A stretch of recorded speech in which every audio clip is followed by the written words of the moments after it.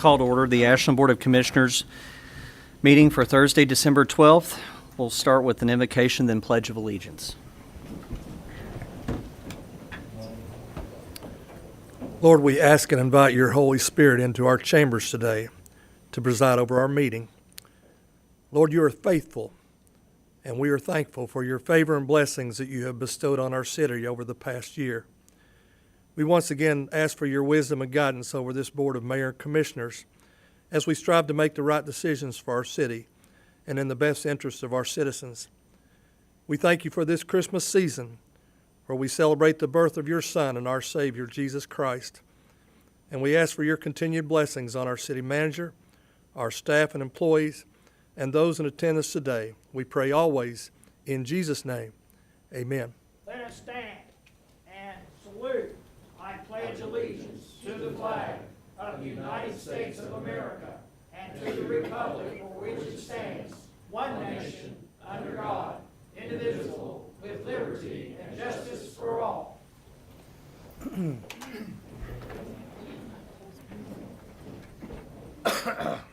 Commissioners, normally at this point I ask for a motion to receive and file the agenda, but I would like to have it on the record that we honor our past Mayor Gilmore, who has tragically is no longer with us. I just want to say this. Steve was a dear friend of myself, many on this commission, so many more, my family. He was a pillar in the community, an icon in this building, and he will be sorely missed.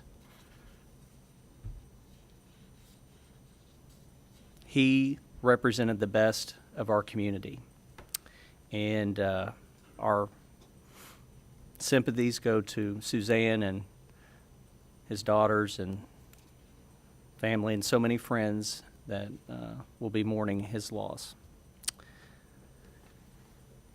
But there's a lot of good things that Steve would want us to talk about, things that he had been working on as he left as mayor, and there's projects that we will be working on as I leave as mayor.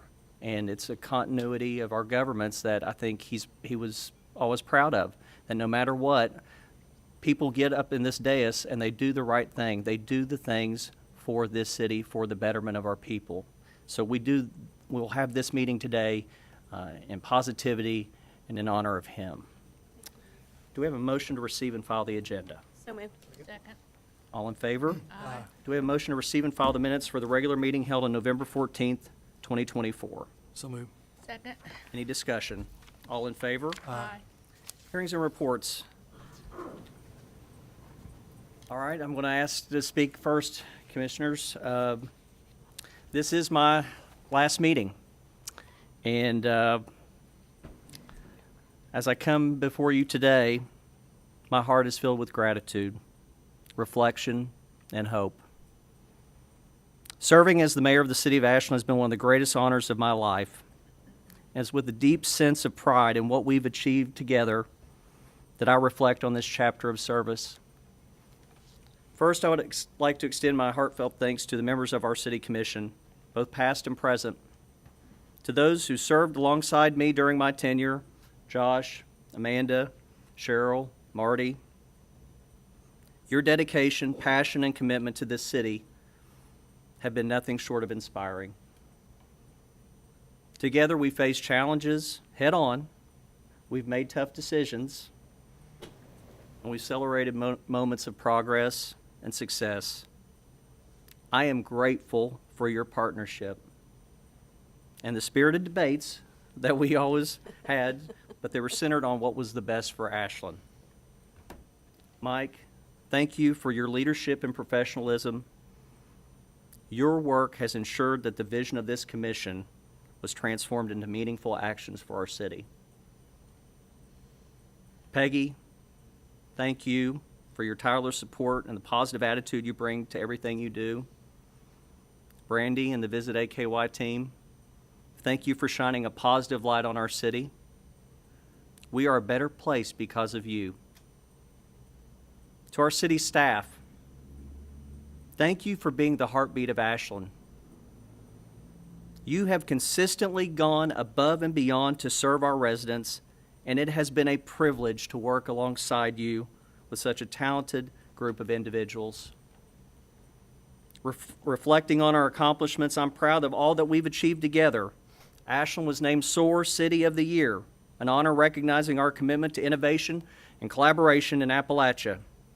Our water treatment plant was recognized as State Water Plant of the Year, ensuring clean, reliable water for our residents every day. We're the national host for the Appalachian Regional Commission, showcasing Ashland as a hub for progress and collaboration. We preserved our history by saving the Paramount Arts Center, ensuring this iconic venue remains a cultural cornerstone. We improved the quality of life for residents by tearing down 100 blighted structures and making investments of over $2 million in our parks, playgrounds, and athletic fields. We secured the largest state appropriation in our city's history, a monumental $25 million for a new conference center, thanks to the support of Governor Andy Beshear and Rocky Adkins, who ensured we were included in the governor's proposed budget. But this bipartisan effort was bolstered by the bipartisan support of leaders like Senator Webb, Senator Sharp, and even Representative Flannery, who's here today. Together, we turned a long-standing dream into reality. And with their help, we were finally able to tear down the Winchester Wall, paving the way for this transformative project. I'm also proud to report that Ashland is on solid financial footing. As of November, the city holds a AA credit rating for Moody's Investor Services, one of the highest ratings a city can achieve. This means Ashland is considered financially stable with a strong ability to meet its financial commitments and manage debt responsibly, a testament to our careful fiscal management and managers. In addition, we have over $21 million in certificates of deposit that have earned nearly $1 million in interest. This financial strength has allowed us to support key cultural and community initiatives such as the Paramount Arts Center, the Highlands Museum, Summer Motion, and Pogue Landing Days. These investments reflect our dedication to enriching the lives of our residents and fostering a vibrant community. None of these accomplishments would have been possible without the collaboration at every level, local, state, community. To the residents of Ashland, thank you. Thank you for trusting me to lead the city.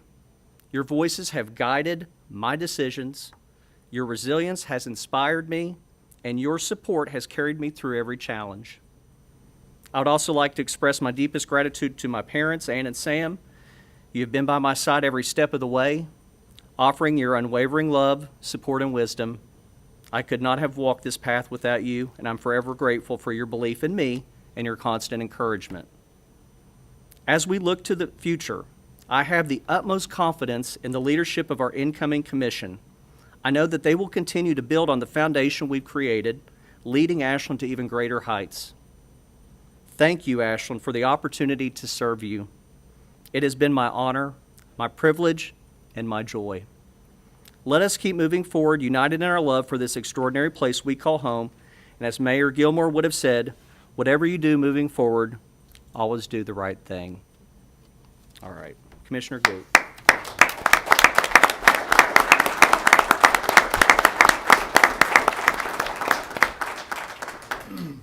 Well, I'd like to welcome everybody to this last meeting of 2024. City Manager used Ecclesiastes 3 in our November meeting, and I agree wholeheartedly. It's a chapter in Scripture that I use regularly.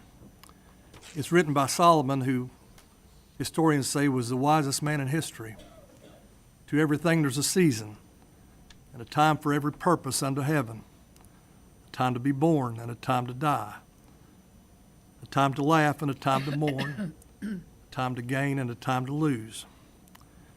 But he concludes, God has made everything beautiful in its time. And so as 2024 comes to a close and I reflect on it, it just confirms that the Bible's true and just as relevant today as when it was penned. We've had a year of success and victory and had a few challenges and a few hard decisions. It's life. but in the end, God has made everything beautiful in its time. At the end of the day, we live in a great city, and we've made our best attempt to meet the needs of our city and its citizens. I love and appreciate everybody up here on this platform and the efforts all of us have made as we serve together. Each of us were actively serving in the city before we were ever commissioners. Each of us are active in many other capacities. It's just how we're wired. And we've learned from each other. And I've served under 4 mayors and alongside of many great commissioners. All of us have strengths and weaknesses, things we see clearly, and we all have blind spots. And that's why we need each other as a body of commissioners and mayor. Our city has lost one of the greatest community leaders in history in Steve Gilmore. He was my football and basketball coach and history teacher at Putnam Junior High School. I learned valuable life lessons at an early age. When I did the right thing, he would praise me. And when I did the wrong thing, he would correct me. When he sent me out in the hallway, I knew we weren't going to join hands and sing Kumbaya and talk about our feelings. It hurt, and it was supposed to, but I thank God he did it. I knew he loved me, and I loved him. The lessons I learned from Steve, I pass on to the players I coach. Stand tall and do the right thing, always. In the forum during the election, I was asked what I thought about term limits. Inwardly, I kind of laughed out loud because I pictured what Steve would say if I went into his office and asked him about term limits. He'd look at me and say, "Hell's bells, Marty. We live in small town America." That was just his way. If you make a mistake, for God's sake, own it. Fix it and move on. Don't dwell on the past.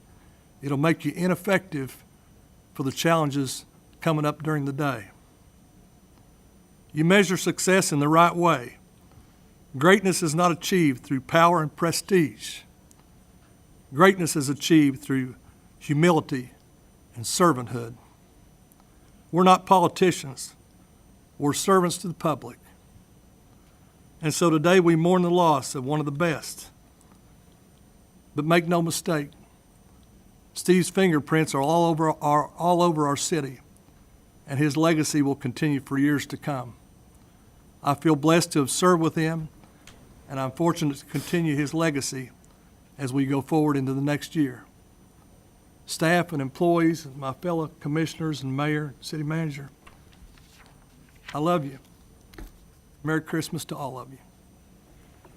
Thank you, Commissioner. Commissioner Blanton. Well, good afternoon, everybody.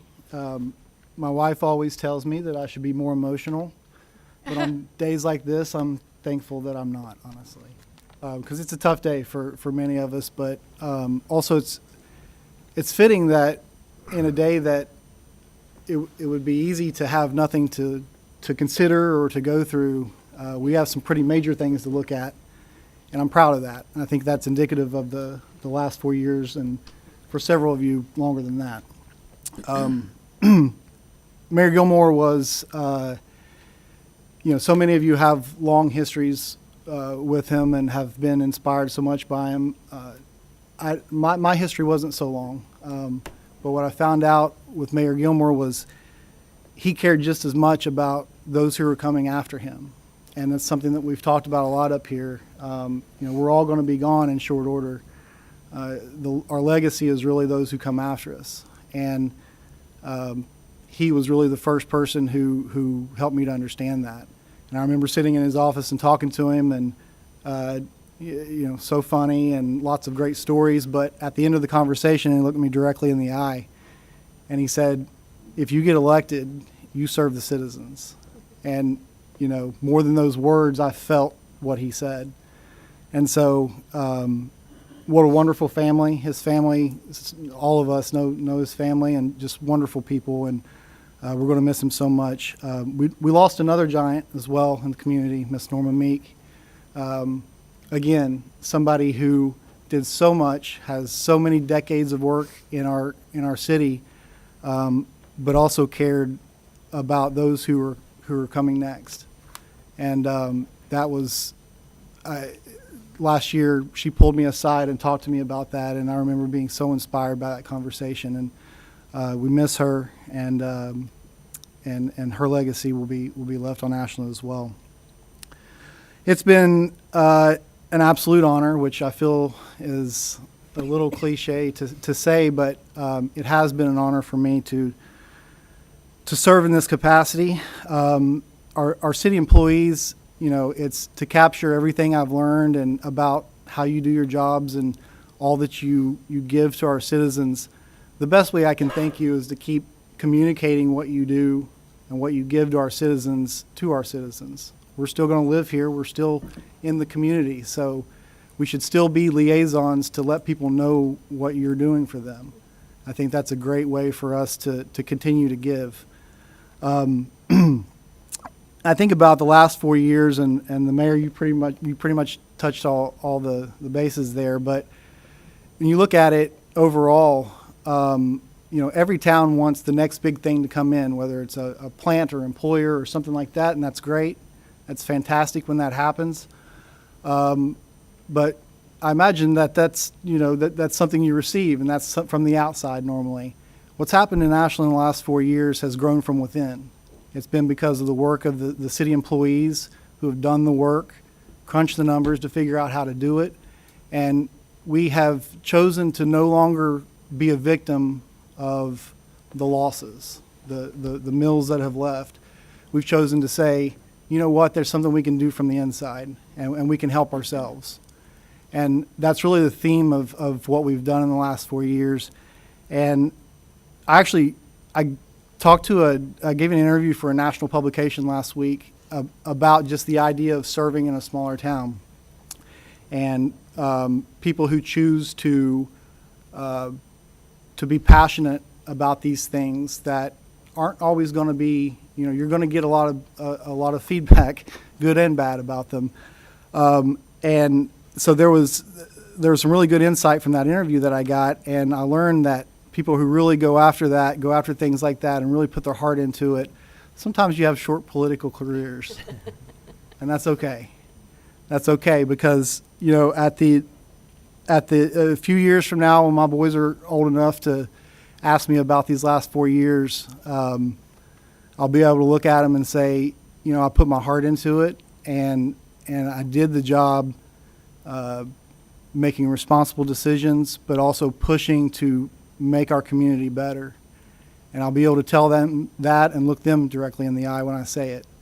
And I'm proud of that. And hopefully that will inspire them, and hopefully that inspires others who want to do that. And in 2019, when I was thinking about first running for office, I almost didn't, because I was involved with a few different groups, Build Ashland, and you find out when you become an elected official, there are some things you can no longer do. And so we've said this several times, citizens have the power to create and to achieve a lot of things in our city.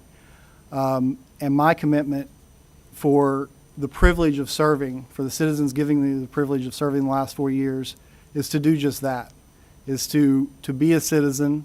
We're citizens anyway outside of this meeting. So it's my commitment is to continue to do that, keep showing up, keep being there, keep talking to the people who need us, who need a city that's interested in everything. And so that's my commitment to the citizens going forward, for the privilege that they've given me for serving. And I would be remiss if I didn't say there are certainly voices of stagnation in our community.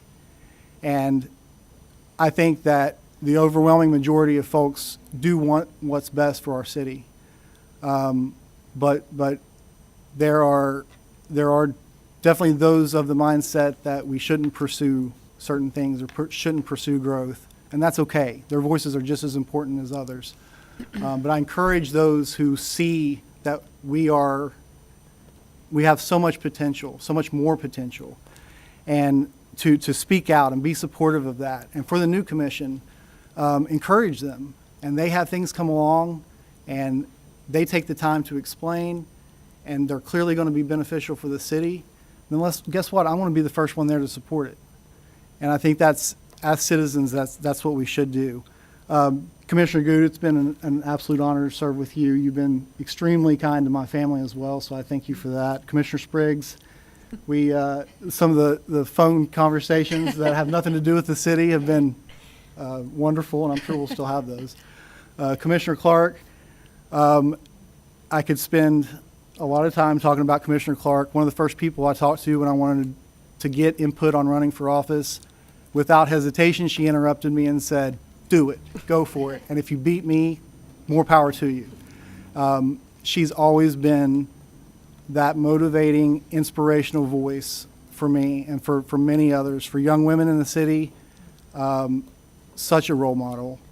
And I can't thank you enough for everything, all the words of encouragement, even when we haven't agreed on something, a true friend. Mayor Perkins, it's been an honor to serve as your pro tem for 4 years, and taught me that being a public leader is not the same as working in business. And I learned that pretty quickly, but I learned that all the details and papers that we go through up here are extremely important, but that connection to the citizen, taking the time to meet them, go see them even when they don't expect you to, that's something you've taught me. And it's meant a lot to me.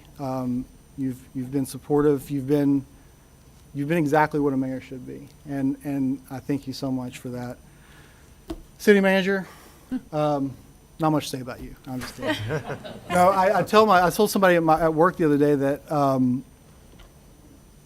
we should actually send an invoice to my company for leadership training, because you have been a city manager that takes our input as commissioners. You've always respected our roles as individuals, but you've also been an incredible leader. And there's not much more for me to say than you've made me a better leader and you've made me a better man. And you truly have, and I thank you for that. So, Merry Christmas. So you get told to be a little more emotional, or a little more emotional. I get told to be a little less emotional. Here we go, folks. Now I've had a little while to. I wrote all this down so I didn't ramble. I had a little while to think about my comments and what I would say, reflecting on a decade of service. And I don't think I'm any closer to a coherent statement than I was the day of the election. So I have lots and lots of words and very, very big feelings about this outcome. But in an effort to keep things as brief as I can because of this 18-page agenda, and in an effort not to shed as many tears, I'm just going to be very brief. First, a few thank yous. To our amazing staff, you are the backbone of this community, of this city. Nothing gets done here without you, and I cannot say how much I appreciate you. I know that we have not made your job easy. Change is uncomfortable, clearly. But I know you all have the best interest of the city at heart, even if you disagree with how we decide to go about it. Many of you have embraced the vision of this commission and accepted your responsibility in working to execute that vision. Some of you have not, and you've persisted in throwing up roadblock after roadblock, but I believe it comes from a place of goodness, and I thank you either way. Mr. Gracie, here's the short part, because if I talk very long, I'll just be a mess. Well done, sir. I can't thank you enough for what you have facilitated in our great city. It's truly been an honor to watch our city come back to life under your command. Thank you for hanging in there with us and making our vision a reality. And to this commission, I am so very proud of us. A few years ago, I challenged this body to be bold. I challenged you to genuinely listen to the people who live here and hear what they expect out of their city and what they wanted it to be. I challenged you to be courageous and, to steal someone else's quote, to plant the trees under whose shade you may never sit. You stepped up in a big way. From massive infrastructure upgrades, fair and equitable pay to our employees, and the fantastic quality of life improvements that happened under this Commission of Action, we have made generational change. I'd like to share with you part of an article that was published in 1970. Apparently, way back then, the Downtown Improvement Committee of the Ashland Area Chamber of Commerce and the city planner unveiled a model of a plan for downtown Ashland. It included a multi-level parking garage, a civic center, and a midtown pedestrian mall around 16th and Winchester. The plan outlined by Mr. Arthur, city planner, was to stimulate downtown revitalization and utilized various studies made of the downtown, including traffic patterns and building conditions. Mr. Arthur said, quote, "There exists a paramount necessity to revitalize the downtown area so it doesn't die after 5 p.m. The article goes on to say the Ashland Commission and various civic groups and individuals would be asked to study the planner's scale model so their opinions could be gathered. Somewhere in that process, the project died. I'd love to have a time machine to find out why. My guess, someone didn't like it, and those who could have made it happen wanted to keep their seats, so they let it. 54 years ago, people just like us were faced with similar decisions. And we know what happened since then. I sincerely thank you for not being those people. We set fire to the status quo, and we raised the bar for all that will follow us. I have to say, even knowing the outcome, I would do it again. It has been my greatest honor to serve with each of you. To those of you in the audience today and watching and everywhere else in this city, thank you. Thank you for allowing me to serve you. Thank you for allowing me to serve with you. For those of you who are working for a better community, I vow to stand next to you as we continue that work. I beg you, keep at it. Ashland needs you now more than ever. Finally, a thank you to my family. I will not fall apart. And I'm not going to look at you because I will. Thank you for believing in this crazy dream that we could turn Ashland into a place where people wanted to be and supporting me in that endeavor. Thank you for graciously sacrificing my presence. My single regret in staying in this seat is the time it took me away from you. Since our last meeting, Ashland has lost 2 pillars of this community. And personally, this week, I've lost one of my own. I would be remiss if I didn't take a moment to recognize each of them, as they have had a profound effect on me personally, professionally, and the way I approach sitting in this seat. I can only hope others see me as an example and that I can be just as effective in bringing up the next generation of leaders as these people had on me. Personally, my condolences to the family of Terry Mulvaney. Pawpaw. He wasn't my pawpaw, but I called him that just the same. He and his family lovingly embraced me as one of their own. They took me in on Mulvaney Hill when I was 17 years old and had nowhere else to go.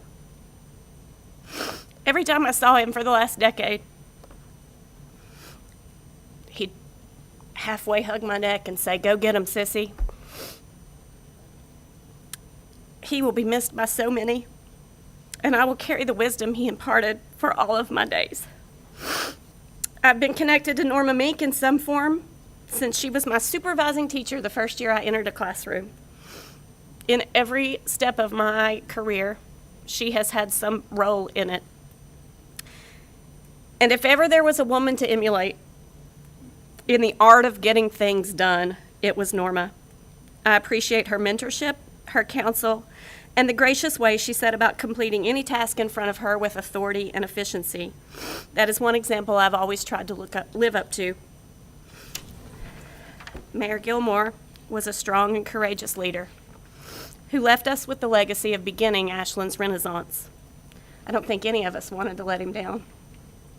I don't know how many times I heard him say, "Do the right thing," in the years I served with him and all the times I reached out to him after for advice. That was what he left me with. And Marty, I'm so glad you got in a Hell's Bells today because we could not mention Steve Gilmore without a Hell's Bells. And I think forever I will hear in my brain, Hell's Bells, Amanda, because that's how it all worked out.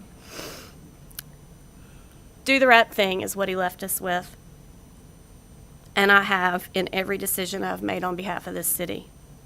I will end with this. I'm grateful for this experience. I may even be a little grateful for the outcome of the election. This type of service has taken me away from being an involved citizen in our community. Like Commissioner Lanton mentioned, there's things we can't do anymore once we're up here. And I'm looking forward to getting back to that. I'm also looking forward to leading others back to that. We are stronger when the citizenry takes ownership of their place and works for its betterment. I'm excited about what the next couple of years holds. I wish the best for the new commission and the mayor, and I will extend the invitation to use me as a resource in any way that you want to. Thank you for allowing me to serve you. Till next time, thank you. Commissioner Sprigs. Thank you. I didn't prepare any remarks. So it's difficult for me I can talk about this stuff all day long, but when emotions come into play, it's tough. Mayor Gilmore, I served with him when I was first on commission in 2007. He was an inspiration, not only to me, but thousands of kids and adults alike in our town. He truly loved Ashland. And Norma Meek, what can I say? Every spring moving forward, we will remember her with the beautiful daffodils that she has planted. This kind of selfless service from these two pillars in our community, I feel they're in the heart of this commission as well. We've always said we were a commission of action, and I think it's shown over the last 4 years. We took on a lot of big, hard topics. We worked hard, lots of meetings, lots of called meetings. But when you have your heart in it, that doesn't matter. I believe this commission is the best commission this commission has done more for the future of Ashland than any commission that I know of. The city is poised and ready to go. We've all put our heart into it.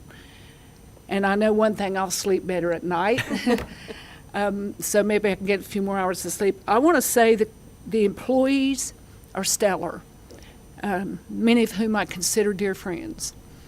They too have the best interest. It's not just a job to them. And I know we say we approve something to be done, and by golly, our city manager has spearheaded a lot of those things to make them come to fruition. But we all know that the work is right back there in City Hall with these employees. I believe Mayor Perkins is one of the finest mayors I've ever seen. He is certainly for the people, and he certainly calmed me down a lot of times. He has the ability to do that, and so everybody up here, without a doubt, has the city's best interest at heart. Those big things, you kind of get your moment in the sun, because sometimes these big things come to us, and we seize those opportunities. And believe me, I'm just going to say it, fought a lot about it, a lot of things, but we still are friends. So the ability to do that is something not a lot of people can do, and I've seen it before. I want to thank the people of Ashland who had faith and trust in me to sit in this seat for 5 terms and do things for their city. I know this. I don't need a title in front of my name to do things for the city. I will continue. The wall will be dedicated on Memorial Day. I have a lot of other things that, because if you love your city, you go do it. I want to thank Visit Ashland. I've been with them when they were way back when they were Main Street. But this group has just been great for our downtown. I mean, the difference is night and day. And Highlands Museum is there's so many great people who make the wheels turn. It's not just us sitting up here, but I want to thank everybody. I want to wish the new commission best of luck. We're going to have our eyes on you. We're going to be calling you up and saying, what about this? What about that? But from the heart, I thank you all, and Merry Christmas. Thank you. City Manager. I had a couple comments, but I'm Here. very intimidated. I'm good. I'm intimidated by all of the things that you all have said today, and I'm appreciative. I did want to point out a few things. I have felt like it's been a privilege to serve this community, specifically because I'll forget the citizens, the businesses, the other municipal government and agencies, altruistic organizations like the museum, Visit AKY, the Chamber of Commerce, and especially the elected officials. And I think the one thing that's really hit me today is if you don't see the passion that's on display on the people that were elected into this, you're absolutely blind. And this is not a show. This is what I've had the privilege to serve with over the last 7.5 years. These 5 elected individuals, of course, Steve Gilmore and all the other commissioners, and it's been an absolute privilege to be able to do that. Pretty simply, I've strived to be fair, equitable, candid, and consistent leader for this organization to execute what the elected officials have want. When I failed to meet that, and I'm sure I have, I apologize. If I haven't already apologized to you for not hitting that goal, I'm sorry. But that's always been my approach. The progress has been historic. And the last thing that I want to say is my final thanks is to my family, and especially to my bride, Francie. We've been doing public service stuff for 40 years, and it's going to be very odd. Francie asked me day after I made my announcement when the last time I hadn't been in charge of a group of people or leading something was 1986. So that's going to be a very strange, but I love you. I appreciate your grace, your poise, and your strength. Thank you. Mayor, did you want me to go on to other business? If you have more business, just one more thing. I'd like Peggy to come up if you don't mind.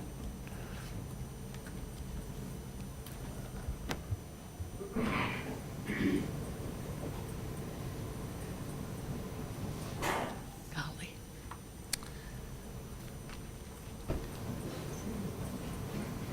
Commissioners, I wanted to present each of you with a gift from me, City Manager as well. It's a, yeah, thank you. Matt, thank you.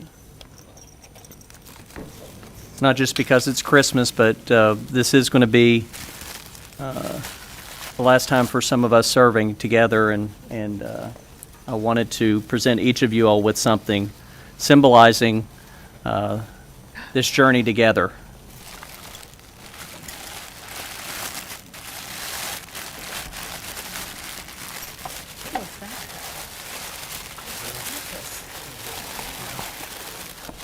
If you look on the back of the compass, it's got your name on it. Thank you. We've charted a course together, so I thought it was appropriate to give them a compass so that they may be reminded of the course that we set together. And We won't lose our way. that's right. It does work. The compass does work. I need a compass, You can use actually. it, yeah. How wonderful. Thank you, Matt. Thank you, Matt. Kind. All right. Thank you. Now, City Manager. Just a couple of announcements. We've talked extensively about the baby box. That is installed at the fire station number 1. It's gone through its testing. For those of you who are unaware, this is a box where mothers can drop off a baby. There are parameters in place to ensure that that baby is secured and taken care of. It is not open at this point. We're simply awaiting for final approval by the parent company. And since Trace Creek is here, I'd like to thank them for their generous donations of the installation. Sam and your team, thank you very much, Mr. Howard. A couple other things. I said I wasn't going to read these again, but I just absolutely can't stand not to. Disinfectant byproducts, we've talked about the progress we've made on that.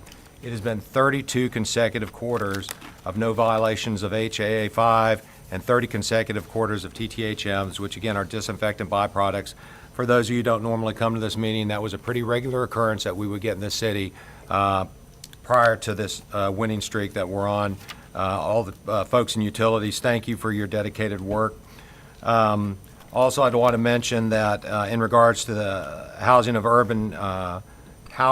urban development, we recently received a letter. And the background on this is that each jurisdiction is approved for a consolidated plan annually. That report gets reviewed and reported to HUD. It shows the progress we've made in carrying out our consolidated plan and the annual action plan. The letter we received acknowledges a program year 2023 CAPER submission.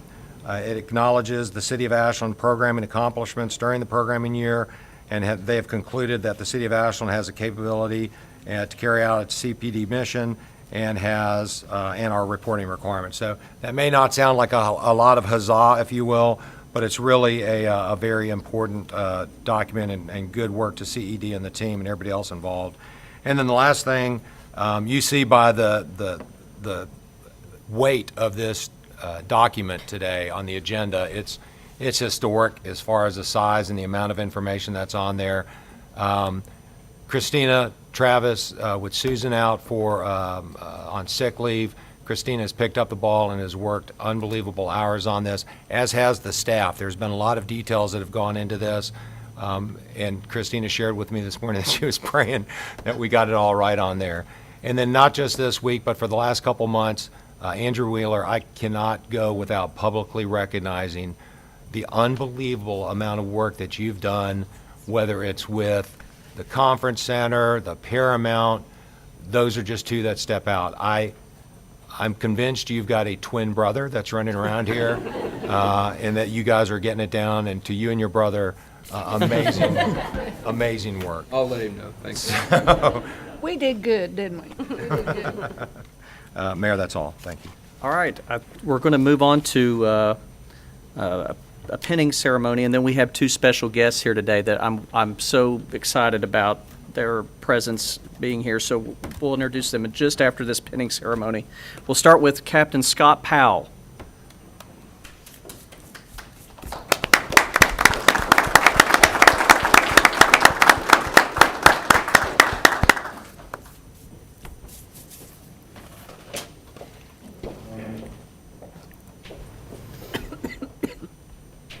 Captain Scott Powell began his employment with the City of Ashland Fire Department on September 15, 2014.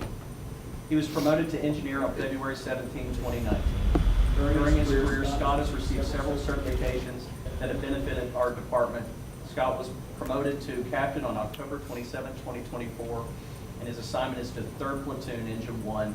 Captain Powell will be pinned by his wife, Jamie.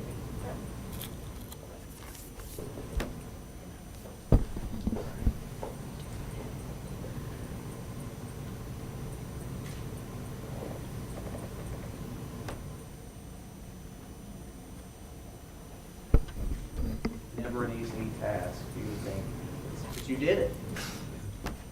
Raise your right hand. Do you, Captain Scott Powell, solemnly swear to continue to serve the citizens of the City of Ashland in your new capacity in a compassionate manner with courage and integrity, to put others before you and to accept the sacrifices needed to serve our community?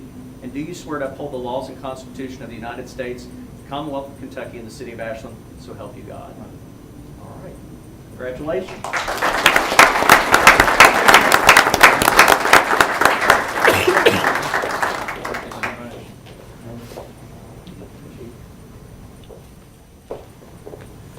Scott. Now, Captain Matt McAllister.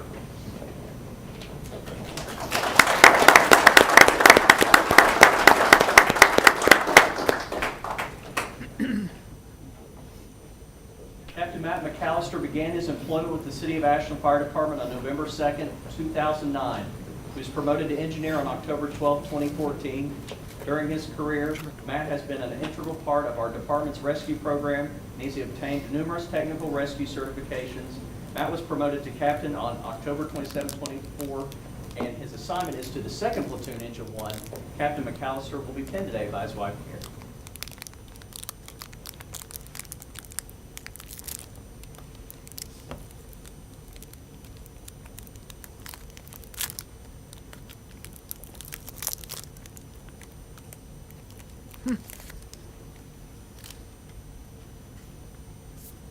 Now raise your right hand. Do you, Captain Matt McAllister, solemnly swear to continue to serve the citizens of the City of Ashland, Kentucky in your new capacity in the compassionate manner with courage and integrity, to put others before you and to accept the sacrifices needed to serve our community? And do you swear to uphold the laws and Constitution of the United States, the Commonwealth of Kentucky, and the City of Ashland, so help you God? Congratulations.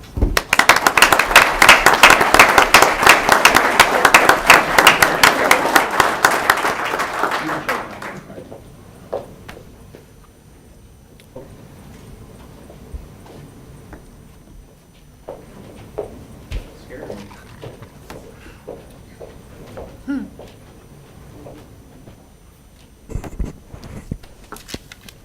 All right.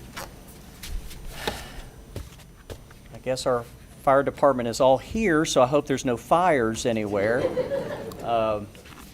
I do want to ask two special guests, Representative Scott Sharp and Representative Patrick Flannery, to come forward.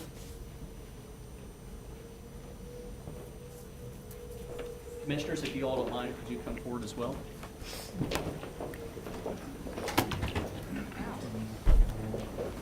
Mr. Mayor, if you could, I got a few things I want to say. Please, right here. It's been a privilege working with this commission and everybody here. Downstate, we try to, when you guys came up and talked about different projects you're working on, our goal is to make sure that you get before the right people and make sure that it gets heard and funded. And in this case, that's what we did. Now, we did breach the Winchester wall. We did. But they're trying to rebuild it, and I know mine and Representative Flannery's goal is to make sure that it doesn't happen, and we're going to continue to work on it. Representative Bentley would like to be here today. He's not able, and neither is Senator Webb. I think they may end up, Senator Webb might be here next week. Okay.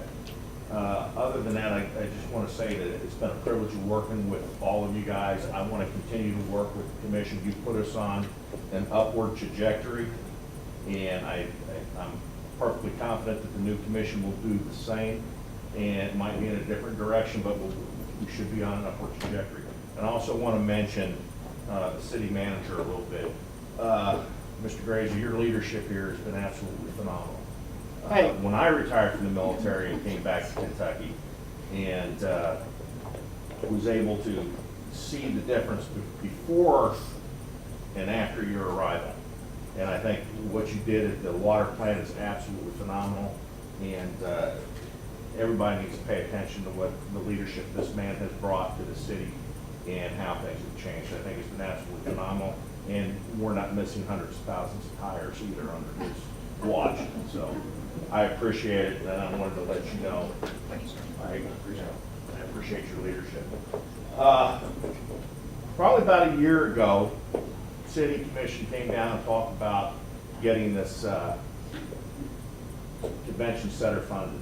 So we had the mayor, we had the city manager and all this, and Commissioner Clark come over and get in front of the finance people and present their case, and they did an absolute excellent job. And with that, I got a Christmas present for you. Me and Representative Flannery want to present the commission with this check. check of $25 million for the building of the convention center. Awesome. Thank you so very much.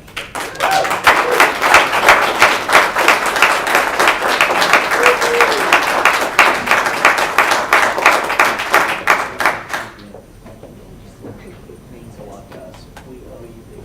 Thank you. In fact, I've got something for you all.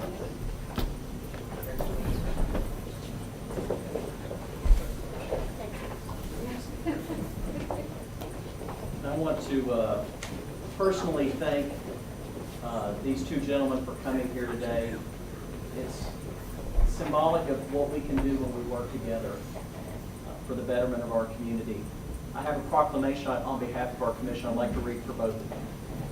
Whereas the City of Ashland is dedicated to fostering economic growth, cultural enrichment, tourism through the development of a new conference center, and whereas the success of such transformative projects relies on the support and leadership of committed public servants and governing bodies, and whereas State Representatives Scott Sharp and Patrick Flannery have provided exceptional advocacy and steadfast leadership in securing the appropriation of funds for the City of Ashland Conference Center, demonstrating their dedication to the progress and prosperity of our community. And whereas the Kentucky House of Representatives played a vital role in supporting this initiative, reinforcing the importance of state and local partnerships in advancing economic development across the Commonwealth. And whereas this collaborative effort will have a profound and lasting impact on Ashland, enhancing opportunities for local businesses, creating jobs, and providing a premier venue to benefit the region for years to come. So therefore, I, Matthew Perkins, Mayor of the City of Ashland, do hereby extend a heartfelt gratitude and commendation to the state representatives and our House of Representatives for their invaluable support and partnership in bringing the City of Ashland Conference Center to fruition. Thank you, gentlemen. You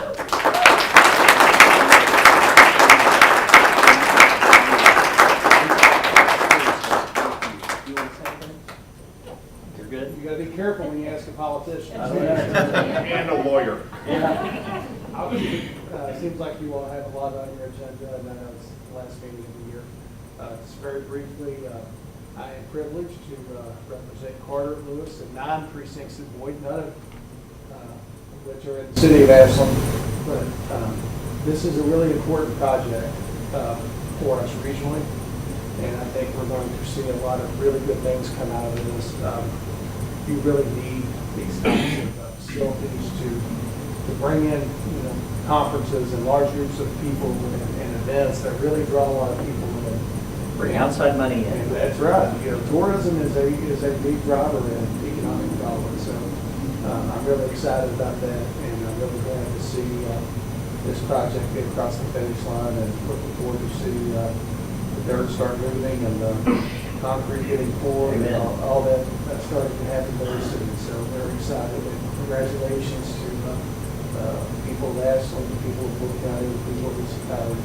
Well, thank you. Please extend our heartfelt gratitude to the leadership of the House of Representatives, because they did what a lot of people didn't think they'd do. They stood up for Eastern Kentucky. So we're grateful. Thank you. It means a lot.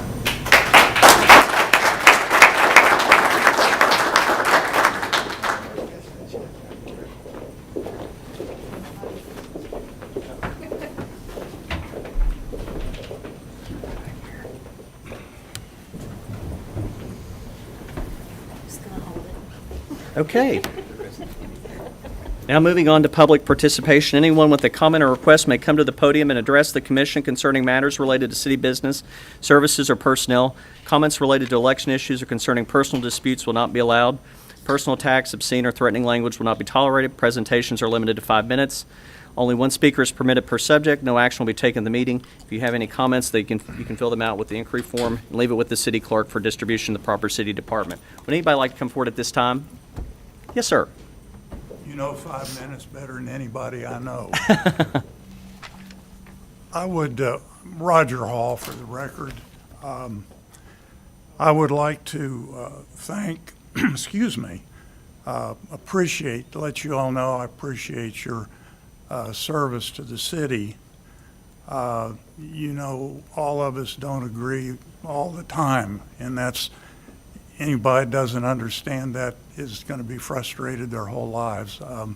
I know you all understand that when you ran for mayor and commissioner, that's because you it wasn't because you thought you'd be loved by everybody. Absolutely That correct. certainly is what happened. This is tremendous news about Conference Center, but there's one major point I want to make. In September, I had driven down, I had Rocco Muriel with me, so you can imagine what that was like. Went to Lexington to see a performance that involved one of the musicians that we had, Jazz Alley, comes every year. Greg Abate plays all over the world, and UK had him down there teaching. And he invited us to come hear him, and then I should have known better, because he says, and when it's over, can you drive me back to Ashland, and can I stay with you, and can I go over and eat at Rocco's? Well, you know how you turn a guy down like that. So anyhow, we went in, and we were there in plenty of time. We were there early, and Greg went off to do what he had to do. So Rocco and I were just standing outside. There was a room, big room. It turned out to be a hall, and they were practicing. They, meaning the UK Symphony Orchestra, was practicing. So, I mean, we're not shy. We just went in and pulled up a chair and sat there. I mean, we were the only two people that weren't playing, and it was beautiful, absolutely beautiful. And we're looking at each other. We both had the idea at the same time. And so when they were finished, all the students got up and passed us, and we spoke to a few of them. The director stayed in the room, was doing something, and he looked up and he saw us. We were the last ones, and he walked over and introduced himself. And I said, you know, that was great. The music was great, and would you consider coming to, I don't even know if you know about the Paramount Theater and play. Could you do that? And he said, yeah. He said, I played there 15 years ago, and that's why I'm here. He saw it as a kid. He was a high school kid, and now he's a part of it. And that's what I don't want us to lose. And I am frightened when I hear talk about the conference center being placed on the parking lot right next to the Paramount. And I'll just be blunt about it. If that happens, the Paramount that brought in the students is not going to be there anymore. It'll be a strictly financial deal. It'll be a profit center. It won't be what it has been all these years. And when you think about it, you can imagine just the construction. The Paramount trying to have their programs. You got construction, I don't know, 5 days, 6 days, 7 days a week. Don't know how long that would last. But it's going to be a serious problem. We already have a problem in that the 55,000 students that come every year to the Paramount, the kids, we always, you know, the buses come up, unload them, they go directly into the theater. Well, now with Winchester Avenue, as you know, we can't have buses on Winchester Avenue. So what happens now is that the buses come in on Carter and sometimes take up a lane around the corner on 13th Street. And then the kids walk from there back around. Okay, that's fine.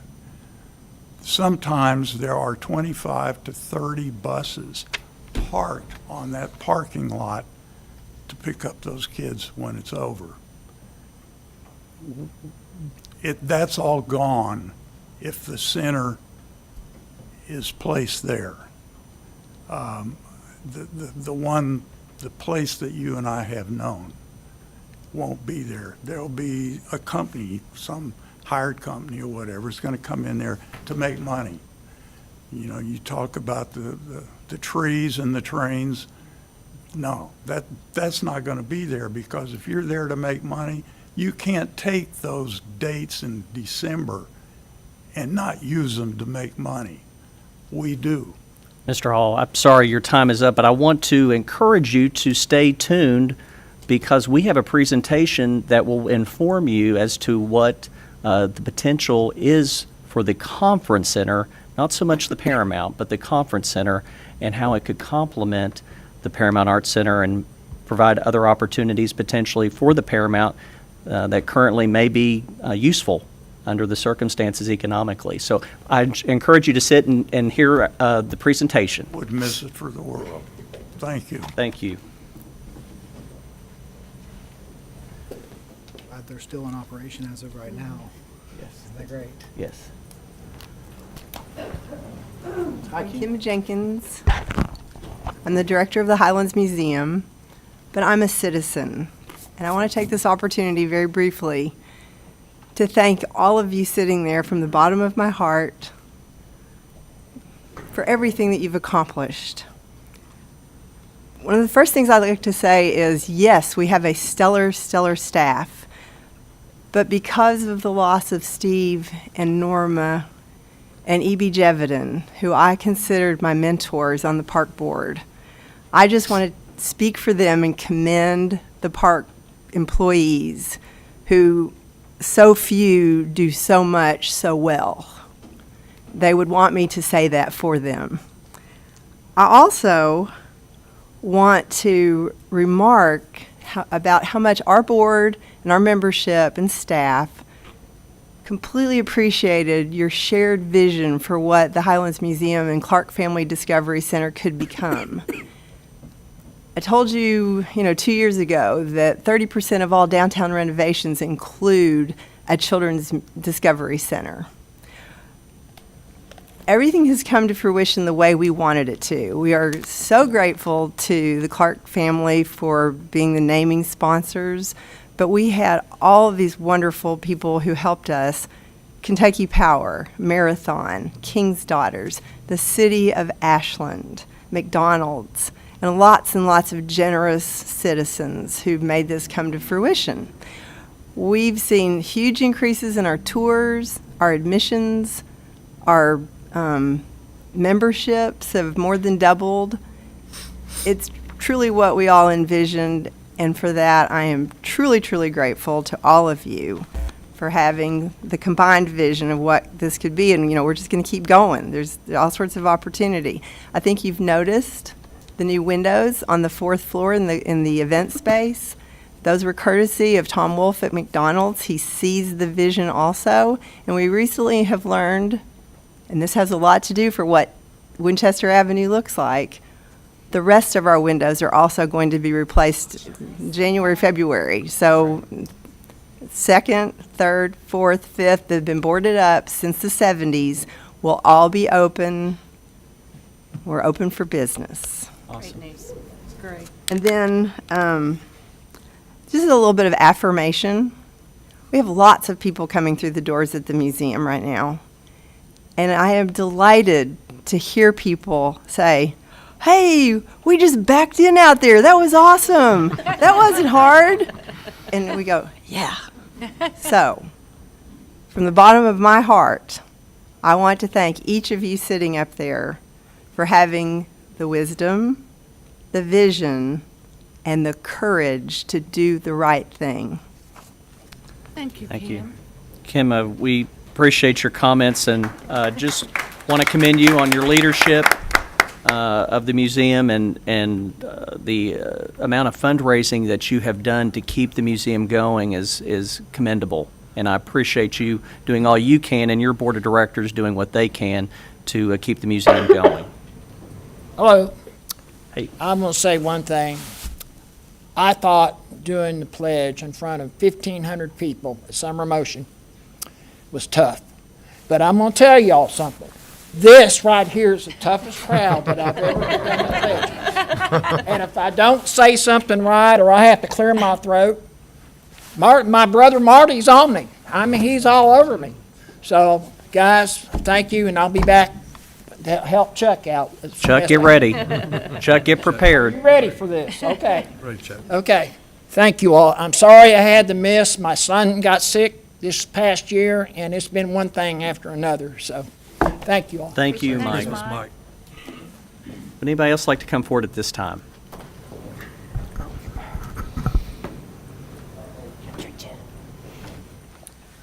Mike Maynard, Hillcrest Bruce Mission, 1819 Eloise Street. I would be remiss if I didn't come up here and thank you all. For the last 4 years that you all have served, the amount of support that we have received and the amount of encouragement, there's absolutely no way we could do what we do. Absolutely not. And so we just finished up our Thanksgiving, and we start applications in October, and we never know how many people's going to sign up. I think I had 50 Thanksgiving meets at that point. And so, and we never have a plan on what's going to happen. And so we had 358 families that got Thanksgiving baskets. That's awesome. At the end, there were 6 canned hams in the refrigerator. And that comes from so many people in the community, individuals that drop off meats. It comes from businesses that drop off meats, that give donations. They come from everywhere, and it is always exactly what we need. I had one lady, she came at 2:45 on Wednesday, and she had just gotten out of the hospital, didn't live in our area, but needed a Thanksgiving basket. And she waited around until 3 o'clock to see if anybody hadn't picked theirs up. And as she's sitting in my office, a lady calls and says, I signed up for a Thanksgiving basket, but I'm not going to need it, and I'm not going to pick it up. Could you find someone else who needed it? And it always works out like that, always. We're working on our Christmas time right now. So we do senior citizens and kids for Christmas for the western part of Boyd County. And so we have over 400 that will receive Christmas presents. We deliver those homebound seniors. I think for Thanksgiving, it was about 120 Thanksgiving we deliver to homebound seniors. We'll also deliver about 120 Christmas gifts to homebound seniors. Our Christmas store, day 7 of our Christmas store is going on. We sold over 6,500 items out of our Christmas store. And that is all from donations all year long that we save up from the community. That goes out for like new items, 50 cents, brand new toys are $2.50. And so it enables people to say they bought Christmas for their kid. And so we'll pick up Toys for Tots today because we're a distributor for Boyd and Greenup County. We're picking those up, and that starts next week also. We've also had a good week. We've had 2 vehicles donated to us this week. One through United Way's effort. Called up one night, asked me, could you use a van? And ended up called a local car dealership, and they donated a van to us to be able to get people to go take GED tests, to go to interviews, to go to other work training, to pick them up for work. Whatever's needed. We've needed a passenger van for a while, and we just got that. And another person donated a truck so that we could gift it to one of our work placements who earned his GED last month, passed his driver's test, and starts college in January, and doesn't have a vehicle, and has been walking, bike riding, or taking a bus to get to the mission to do his hours for the last year. So it's been amazing. And so we've also, at this point, it's just amazing. So 15 people have received their driver's permit test through our training class. 13 have passed their driver's license exam. We've gifted 14 vehicles. 2 people have received expungements. Our 9th person passed their peer support certification. Our 33rd person earned their GED. Our 41st person qualified for a paid work study. Our 66th person started college. Our 21st graduated from college. Our 161st person got a job out of the program. And our 7th person became a homeowner out of our program. And just today, as we left to come here, one of our guys, it's been 10 months, he's been sober. He was a mess. And through the money from the opioid settlement, we were able to hire a peer support that could be on staff, that could be at the mission. And 10 months ago, that was the first person that she worked with. And he came to our office today, 10 months sober, with a job, living here locally. He's a dad, a good dad. And he came in to meet with ACTC's Student Support Services because he wants to start back to college. And so that's what the support that you give does. That's the funding that you get from all these different pots of money and wherever that directs to us. The belief that we can help people in the community. all of this is possible because of what you do. So for those that are coming off, the amount of support, I appreciate the friendship, the support, the encouragement. It has been amazing. And so thank you for what you have done for the community and through us to help us do this. Thank you. Thank you. Thank you, Mike. Would anybody else like to come forward at this time? Just want to, before we switch to old business, want to introduce Ryan Niemer, the city's new IT coordinator. Is he here? All right. Good luck, buddy. All right. Okay. All right. Council. Old business? Old business. Old business, all right. Real easy one, item A, Mayor and Commissioners staff request that I read it, but that you take no action. There's an issue on this demolition with an asbestos abatement, so they ask that you take no action, but it's on the agenda, so I need to read it. Second reading and final adoption of an ordinance entitled, "An Ordinance of the City of Ashland, Kentucky authorizing and directing the mayor to execute a contract with Lights Enterprises, Inc. for the purchase of all labor, materials, equipment, and services for the demolition and removal of all debris at 4748 Boyd Street in the amount of $5,900 for the Department of Community and Economic Development."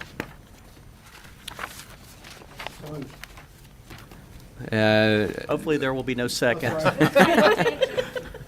I'm so focused right now. I think there's. I think sufficient time has passed. It dies for lack of second. And Mayor, just to clarify, this request came from Jacob Reisner, so just to. The second one?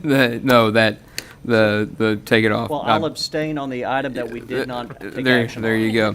Item B, second reading and final adoption of an ordinance entitled, "An Ordinance of the City of Ashland, Kentucky authorizing and directing the mayor to execute a contract with Lights Enterprises, Inc. for the purchase of all labor, materials, equipment, and services for the demolition and removal of all debris at 1213 Gallagher Drive in the amount of $3,200 for the Department of Community and Economic Development." So moved. Second. Okay, any discussion? Yeah, I just have a question. This is the first time I've asked this, but who does the asbestos survey? Who does that? We have two companies that do it. One's called Diamond Environmental, and the other is Industrial Environmental. I don't remember which one did that one. Are they local here? One's in Huntington, and the other, the guys look at the refinery. Okay. Okay, I just, out of curiosity, we always see this, but I didn't know who it was. Thank you. And it's not an optional thing. It's Yeah. it's a requirement, so. Okay, any other discussion? All in favor? Aye. Do I need to abstain? Nope, you're good. Good, all right, good. I'm not saying here. Item C, second reading and final adoption of an ordinance entitled, "An Ordinance of the City of Ashland, Kentucky authorizing and directing the mayor to execute a contract with Lights Enterprises, Inc. for the purchase of all labor, materials, equipment, and services for the demolition and removal of all debris at 3220 Hampton Street in the amount of $4,900 for the Department of Community and Economic Development." So moved. Second. Any discussion? All in favor? Aye. Item D, second reading and final adoption of an ordinance entitled, "An Ordinance of the City of Ashland, Kentucky authorizing and directing the mayor to execute a contract with Lights Enterprises, Inc. for the purchase of all labor, materials, equipment, and services for the demolition and removal of all debris at 804 Montgomery Avenue in the amount of $7,900 for the Department of Community and Economic Development." So moved. Second. Any discussion? All in favor? Aye. Item E, second reading and final adoption of an ordinance entitled, "An Ordinance of the City of Ashland, Kentucky authorizing and directing the mayor to execute a contract with Womack Excavating LLC for the demolition, removal, disposal, and cleanup of all debris at 5340 Blackburn Avenue in the amount of $2,000 for the Department of Community and Economic Development." So moved. Second. Any discussion? All in favor? Aye. Item F, second reading and final adoption of an ordinance entitled, "An Ordinance of the City of Ashland, Kentucky authorizing and directing the mayor to execute a contract with Womack Excavating LLC for the demolition, removal, disposal, and cleanup of all debris at 2156 Altura Street in the amount of $6,500 for the Department of Community and Economic Development." So moved. Second. Any discussion? All in favor? Item G, second reading and final adoption of an ordinance entitled, "An Ordinance of the City of Ashland, Kentucky authorizing and directing the mayor to execute a contract with Womack Excavating LLC for the demolition, removal, disposal, and cleanup of all debris at 361 Ferry Street in the amount of $3,200 for the Department of Community and Economic Development. So moved. Any discussion? All in favor? Item H, second reading and final adoption of an ordinance entitled, "An Ordinance of the City of Ashland, Kentucky authorizing and directing the mayor to execute a contract with Womack Excavating LLC for the demolition, removal, disposal, and cleanup of all debris at 829 Montgomery Avenue in the amount of $3,000 for the Department of Community and Economic Development."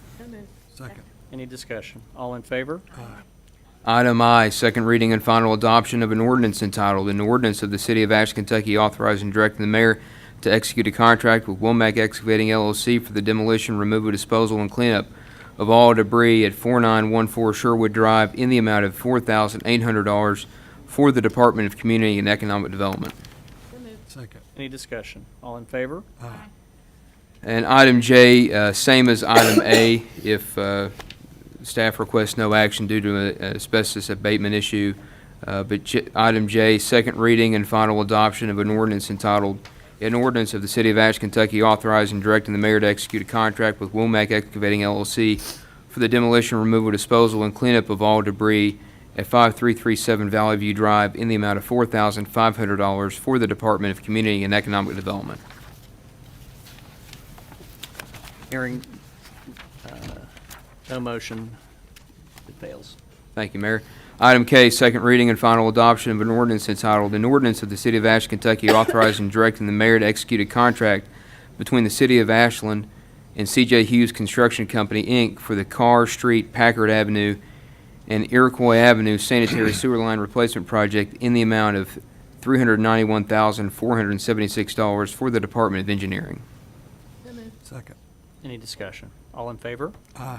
Item L, second reading and final adoption of an ordinance entitled, "An Ordinance of the City of Ashland, Kentucky authorizing and directing the mayor to execute a contract between the City of Ashland and Judy Construction Company for the Roberts Drive screen replacement project in the amount of $2,968,000 for the Department of Engineering." So moved. Any discussion? All in favor?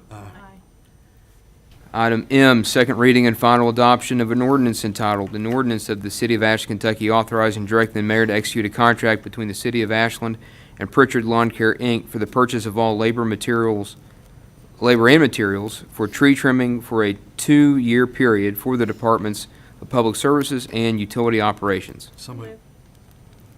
Any discussion? All in favor? Item N, second reading and final adoption of an ordinance entitled, "An Ordinance of the City of Ashland, Kentucky authorizing and directing the mayor to execute a contract between the City of Ashland and BWC Trucking, Inc. for the purchase of gravel, stone, and sand for the Department of Public Services and the Department of Utilities." Second. Any discussion? All in favor? Item O, second reading and final adoption of an ordinance entitled, "An Ordinance of the City of Ashland, Kentucky adopting the revised job descriptions for the positions of custodian and facilities manager in the Department of General Government City Manager's Office for the classification and compensation plan as adopted by ordinance number 31, series of 2023, as previously amended specifically by ordinance number 82, series of 2023. Any discussion? All in favor? Item P, second reading and final adoption of an ordinance entitled, "An Ordinance of the City of Ashland, Kentucky amending the authorized position listing of the classification and compensation plan as adopted by ordinance number 31, series of 2023, as previously amended to add 1 part-time school resource officer in the Department of Police." So moved. Any discussion? All in favor? Item Q, second reading and final adoption of an ordinance entitled, "An Ordinance of the City of Ashland, Kentucky authorizing and directing the mayor to execute an amendment to the school resource officer agreement between the City of Ashland, Kentucky and the Ashland Independent School District Board of Education, adopted by ordinance number 142, series of 2023, previously amended by ordinance number 135, series of 2024, increasing the number of school resource officers by adding 1 part-time school resource officer and clarifying the payment of overtime by the school district for approved school events." Second. Any discussion? All in favor? Item R, second reading and final adoption of an ordinance entitled, "An Ordinance of the City of Ashland, Kentucky authorizing and directing the mayor to execute a settlement agreement between the City of Ashland and James R. Westenhofer, bankruptcy trustee for Shelter of Hope, Inc., regarding the garnishment of certain Shelter of Hope, Inc. funds." Any discussion? All in favor? Item S, second reading and final adoption of an ordinance entitled, "An Ordinance of the City of Ashland, Kentucky authorizing and directing the mayor to submit the City of Ashland's 2024 Community Development Block Grant, CDBG, Annual Action Plan Amendment to the U.S. Department of Housing and Urban Development, HUD, for approval and implementation. So moved. Any discussion? All in favor? Aye. I abstain. Item T, second reading and final adoption of an ordinance entitled, "An Ordinance of the City of Ashland, Kentucky authorizing and approving change order number 1, final adjusting between the City of Ashland, Kentucky and Coordinated Systems Consulting, Inc. for the 42-foot raw water lines rehabilitation project, increasing the contract in the amount of $21,017.39 for the Department of Engineering." Any discussion? All in favor? Aye. Item U, second reading and final adoption of an ordinance entitled, "An Ordinance of the City of Ashland, Kentucky amending ordinance number 144, series of 2022, as amended by ordinance number 167, series of 2022, approving the Economic Development Incentive Program application of Big Sandy Distribution, Inc. for property located at 1325 Greenup Avenue, providing for the reimbursement of parking fees for the parking lot located at 1405 Greenup Avenue." So moved. Any discussion? All in favor? Aye. Item V, second reading and final adoption of an ordinance entitled, "An Ordinance of the City of Ashland, Kentucky amending ordinance number 123, series of 2022, which restricted the use of $2 million in the general fund for economic development purposes, only decreasing the restricted funds in the amount of $12,255 for the purpose of an economic development incentive for Big Sandy Distribution, Inc." So moved. Second. Any discussion? All in favor? Aye. Item W, second reading and final adoption of an ordinance entitled, "An Ordinance of the City of Ashland, Kentucky establishing and promulgating certain procedural regulations and prerequisite qualifications relating to the recruitment and selection of police officers for the Department of Police for the City of Ashland, providing for a one-year probationary period of service upon original employment as a police officer, requiring certain prescribed related education and training, and further providing for performance evaluation and standards of discipline for all such employees. This ordinance to be known and referred to as a comprehensive hiring ordinance for police officers for the Department of Police, and repealing ordinance number 116, series of 2024. So moved. Second. Any discussion? All in favor? Aye. Consent agenda. A resolution of the City of Ashland, Kentucky adopting, authorizing, and approving the course of action presented by the city manager on the items appearing on the consent agenda for the regular meeting of the Board of City Commissioners of December 12, 2024. So moved. Second. Any discussion? Yeah. Have you ever seen 4 pages? Consent agenda.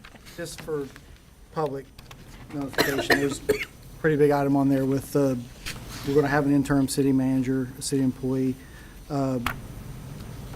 There was a lot of public interest in city manager position in last year, so city manager, can you explain what that looks like, employee level compensation for your replacement? Standard protocol, per policy and procedure, when somebody steps up to another position, there's a 5% increase in that person's pay. And if I'm not mistaken, that's for over an 8-hour period. So this goes on regularly when we have, at every level of the city, when somebody steps up, they get that compensation. So it's either the low end of the pay band or a 5% bump. And what you're going to see on what will be on the agenda is that Mr. Grubb will be the acting until the 31st of December at 5 p.m., at which point he will become the interim. And this agenda item basically sets that. Mr. Grubb has declined the 5% bump. He said that he feels that his compensation as is adequate, but reserves the right then to discuss it in the future as the interim. Okay. Any other discussion? All in favor? Aye.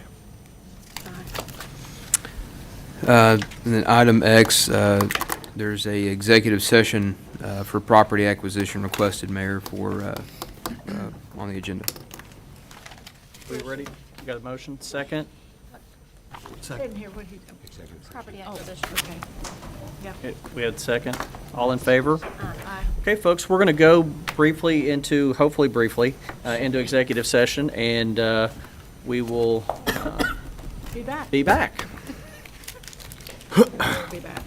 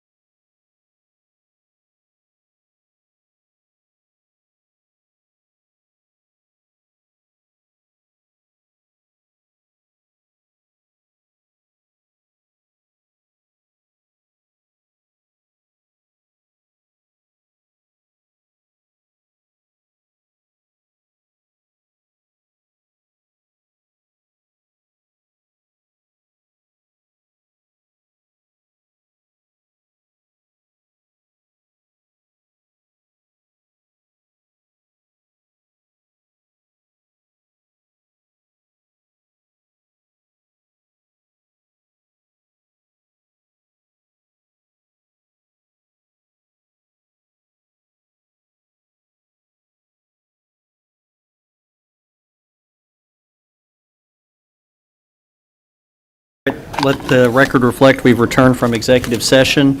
Only property acquisition was discussed, no action was taken. We're going to move on to new business. City Manager? Actually, if you could turn it over to Corporation Counsel for All right. the first item. Item A, first reading and approval of an ordinance entitled, "An Ordinance of the City of Ashland, Kentucky authorizing and directing the mayor to execute a development agreement between the City of Ashland, Kentucky and AP3 LLC for the development, design, and construction of the City of Ashland, Kentucky Conference Center project with a current proposed budget which reflects a final not-to-exceed cost of the project of $35,432,508. So moved. Second. Any discussion? City Manager? Thank you, sir. Slide, please. So we prepared some slides today. I would like to introduce Mr. Howard from AP3, Jake, I don't know your last name, Jake? Sure, from AP3. It's just Jake. Monica Sumner from Branstetter Carroll, and also, where's Mr. Halligan? Jason Halligan is from Frost, Brown, and Todd, who's been I'll talk about him in just a minute. But not to dismiss you, Jason. But I'll talk about all these individuals, and at one portion, Monica is going to come up and present. I would ask the people that have been on the Conference Center Committee, I originally intended for this to be a multi-person presentation, but for the speed of time, we decided just to go with me presenting this. But I would ask that people have been on the Conference Center Committee, when I miss something, please chime in. Next, please. You'll see the agenda that I'll walk through. I'm going to try not to read this to you. I just want to point out a couple of things. But number one, the concept of a conference center in the city of Ashland, or convention center, has been kicked around pretty seriously, at least since 2014. You'll notice in the lower right-hand portion of this, you'll recognize the hotel, of course, but these were some architectural drawings that were completed by Chris. I'm sorry, I keep forgetting the gentleman's name. Gordon Campbell, who unfortunately has since passed away, but he provided this architectural rendering you see of a potential conference center and also a garage. A couple other things of note: in 2018, the city took ownership of the Ashland Oil Building. A couple years after that, we demolished it with a focus on the potentiality of meeting this vision, but that, regardless of what happened, that building had to come down. In the spring of _22, a feasibility RFP, feasibility study RFP was published. I'm going to talk about that a little bit more. The city purchased in May acquired and purchased the Community Trust parking garage with 418 spots, and that'll be an important point that I'll tie back to later. The feasibility study was completed in December of '22. In March of '23, we contracted with Frost, Brown, and Todd for public-private venture facilitation, and Mr. Halligan has been our primary point of contact, but we've also had other folks from his organization that have helped us along this way. You'll see the RFI, request for information, was published in summer of '23. The fall of '23, we published RFPs, which are requests for proposals. The city contracted with the Frost, Brown, and Todd lobbyists in November of '23.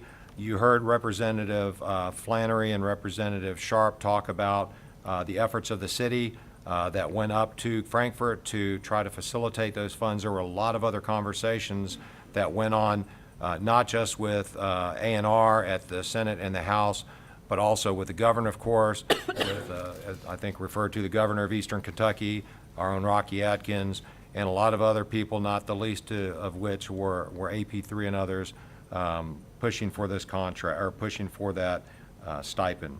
In the spring of '24, we did get the $25 million earmark, which was represented by the check today. In March of '24, the city selected AP3 LLC, the proposal to design, construct, and operate a conference center. In October '24, the preliminary design, just a month and a half ago, agreement was signed with AP3. Next, please. So just a little bit of a reach back on the feasibility study. Convention Sports and Leisure is a nationally recognized firm that does this type of work. Of course, there's a lot of organizations that do a lot of different things.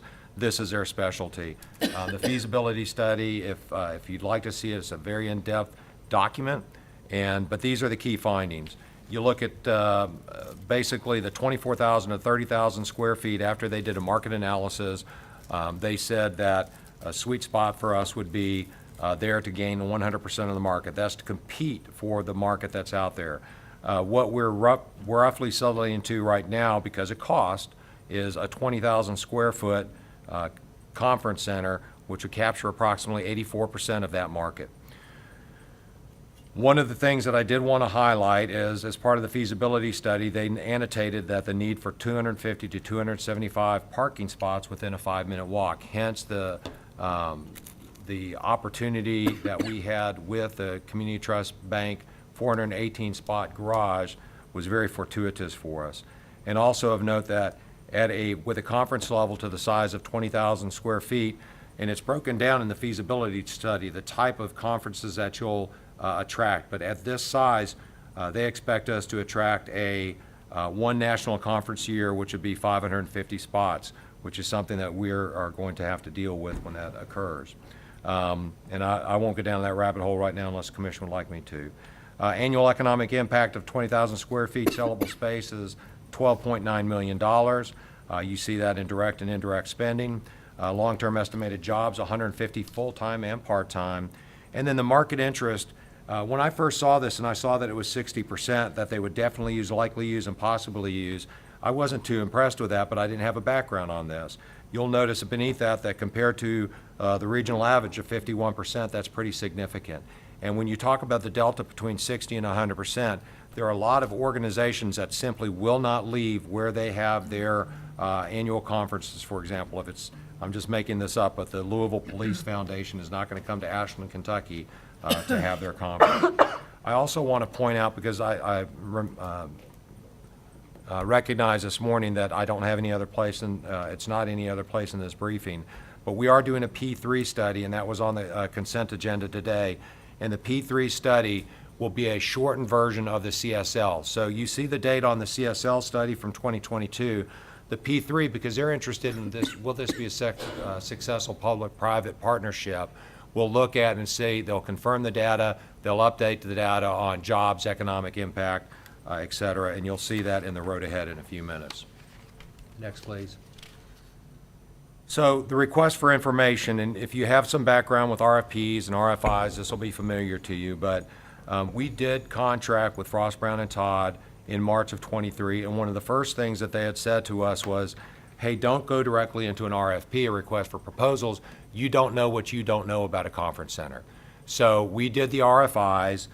You'll note there that we had 4 submittals that turned in RFIs.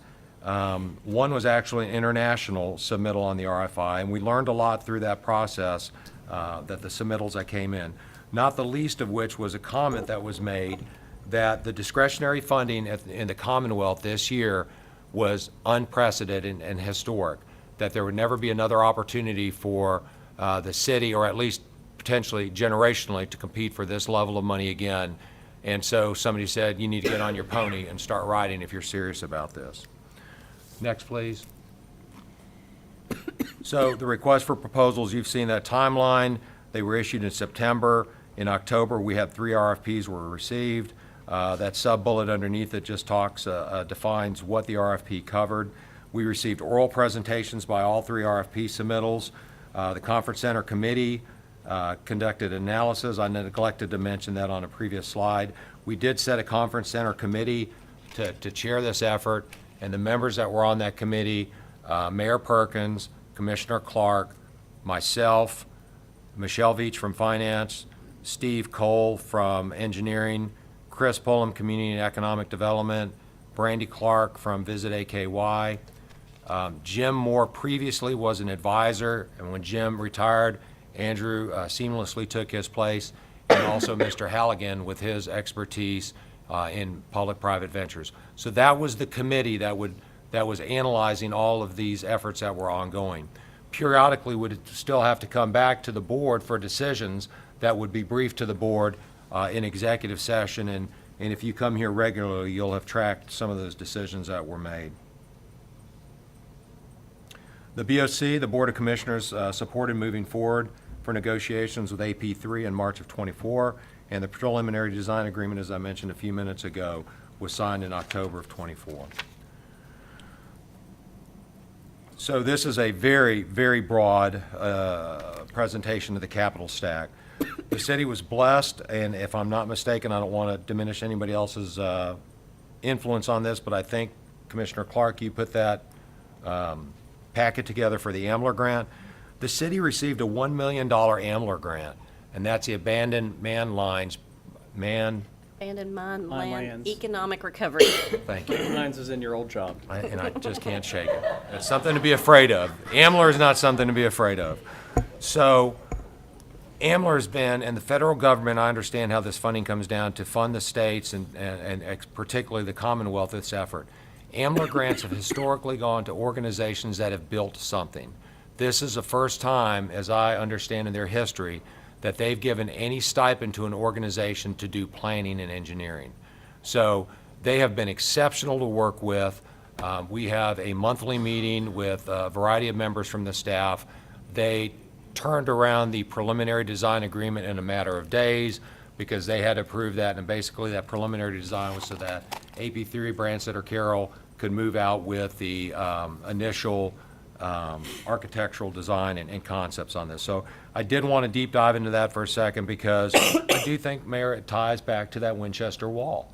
And these are the type of things that the state is recognizing, if not in all of eastern Kentucky, definitely in Ashland.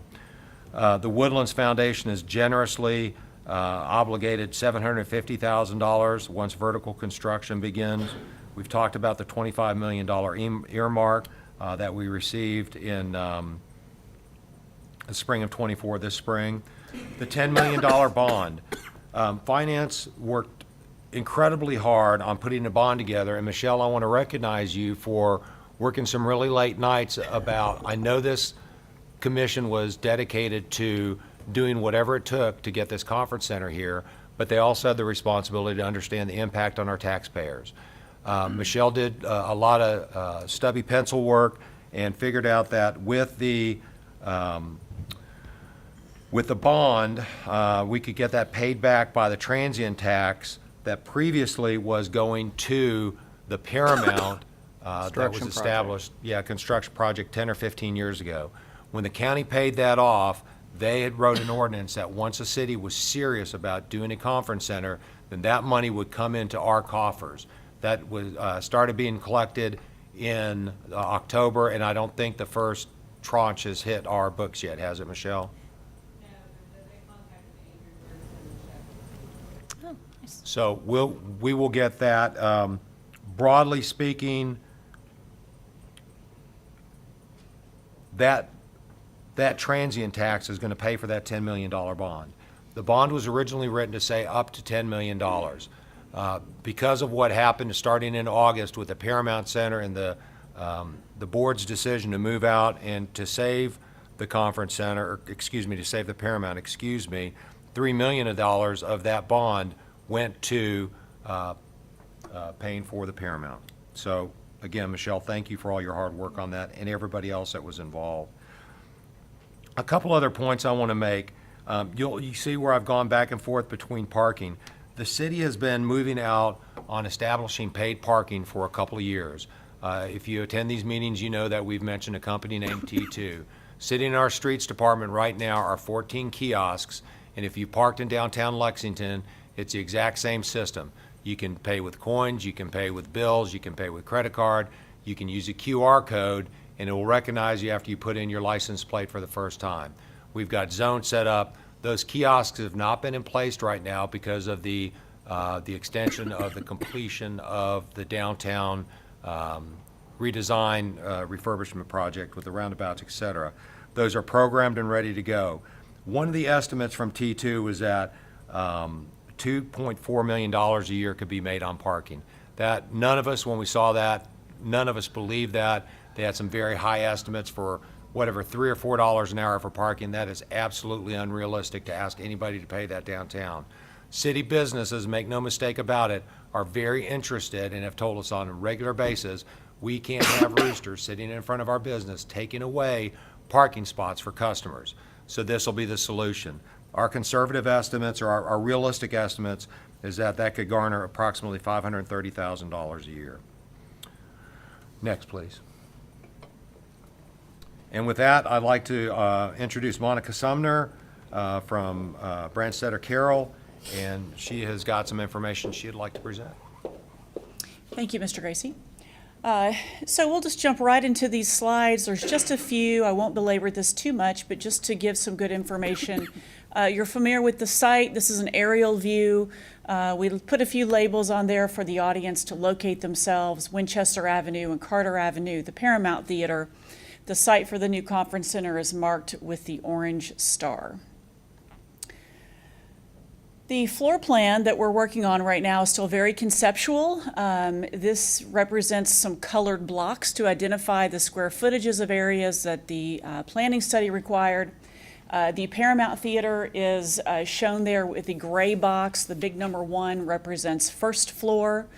The colored blocks I'll review very quickly. The upper right-hand corner of your screen represents the street corner there of 15th and Winchester. There is a lobby space there that's light yellow. The meeting space is gold. Service and back of house, vertical circulation and so on is noted with gray. We have met the requirement here to have a little over 20,000 square foot of leasable space. I think our number right now is 21,000 square feet. Some of these spaces are still being just planned out. So we're noting here a connection to the Paramount Theater via a lobby and also a disabled person's access point at the lower part of the stage, which currently exists. The planning work that we're doing now is investigating the most sensitive way to gain access between the Paramount Theater building and this conference center. Let's take a look at the second floor. The second floor then is a large ballroom with over 11,000 square feet of leasable space. This room can be used as one whole large space for, say, a banquet event, or it can be divisible into smaller venues for multiple events. The pre-function space is key and critical to any kind of conference where you'll have registration, perhaps exhibits, places for folks to mill about, and so on. There would not be a second floor connection into the Paramount, only a first floor connection. The interesting thing with the addition of the Paramount to the project is that it offers the 1,400 square foot auditorium, which greatly benefits and increases the options that you'll have for events and leasing out these spaces. With the purchase of the Paramount, that did encourage a rethinking of the spaces in this project, and so we are now proposing a 2-story conference center as opposed to a 3-story conference center, because the seating in the Paramount and the offerings of that facility greatly enhance the conference center. We are noting the gray areas there as kitchen and service areas, back of house function for bringing food into the ballroom area, and so on. The lobby space or pre-function overlooks the street front. Now we have a 3-dimensional artist representation of what the building could look like. At this point, we are not delineating materials, colors, or textures. We are only evaluating the size of the building and how it fits into downtown and the adjacent buildings, and expressly the Paramount Center, the Paramount Theater rather. You'll notice there is a street corner, a lot of glass looking out over Winchester Avenue.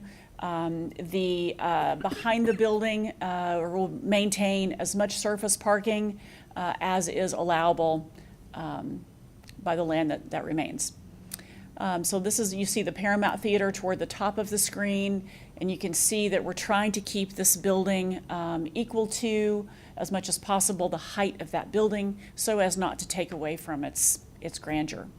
The next view shows a view of the Paramount Theater and the conference center face and how that might align. I will note, design decisions have not been made in terms of the materials used, the quantity of glass, the configuration of it in any way, but we were asked to generate an artist representation for this meeting, and so we're a little ahead of ourselves, but we very much look forward to working with the committee and continuing the design development for this beautiful building for Ashland. Thank you, ma'am. You're welcome. I do want to point out, there are a couple of things that I didn't mention in the so I'm going to talk two different RFPs. The RFP that we sent out for this conference center included every piece of land that the city owned downtown. Because I think a logical question is, well, Gracie just showed us on one slide from 2014 that the conference center was next to the hotel. That's what the RFI and the RFP process for is. What is the best location for this conference center? And before any assumptions or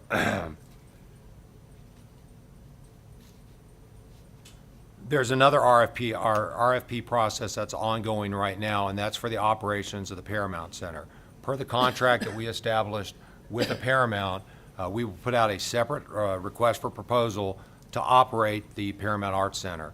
That proposal is being reviewed by the point of contact from the Paramount. I think we expected an answer back early this week.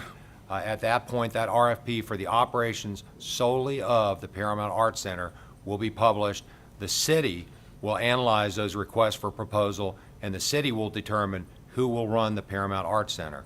Some of the things that, of course, have been very heavily emphasized to us is that Paramount Arts Center cannot lose its ability to do things like the Festival of Trees, the Paramount Players, those type of things that this community holds so incredibly tight will be recognized and addressed as part of that RFP. The RFP for the operations of the conference center will be a separate process that will be done, and I think Mr. Howard might have something to say about that and anything else. Thank you, Mr. Gracie. I hadn't intended to speak today, hence I might be a little underdressed. I apologize for that. But I believe it's very important, and I don't like my back to the audience. I think it's very important for the citizens and those into attendance to know just a little bit about the go forward. You've given some great information on the backstory and where it is today, including what might happen. And there's one particular thing I want to address to make sure that it gets addressed in the community is this is a community project. This is not seen as a for-profit project for someone to come in and operate. The reason I can say that is, and this is in the RFPs and the RFIs, it's at the city's discretion on what happens. They write the RFP, they tell what's going to happen. If the city wants the Festival of Trees to be on X date for X amount of time, that's written right in the RFP. So the community doesn't have to worry that what is the Paramount today will not be what the Paramount is tomorrow. There's something else the community needs to understand. For those that's students of history, this building named Paramount was built in the 1930s when Paramount Studios from California had an idea before the Great Depression of building studios throughout the United States. The Great Depression happened and very few of them were built. There's only 2 of them still in existence today. Only one is operating, and it's in downtown Ashland. If you want it to continue to operate, the city has to be involved. There's a reason none of the others have been operating, because they historically do not make money. They are a cultural and an economic development benefit to the community that they operate in. That's what the Paramount has been for decades. That's what it will be from decades to go from now. So don't think you're losing your identity. The other thing I'd like to point out, if you look at those renderings, what is to be added to the Paramount is not meant to compete. It's meant to contrast and bring out the visual and historic nature of the Paramount itself.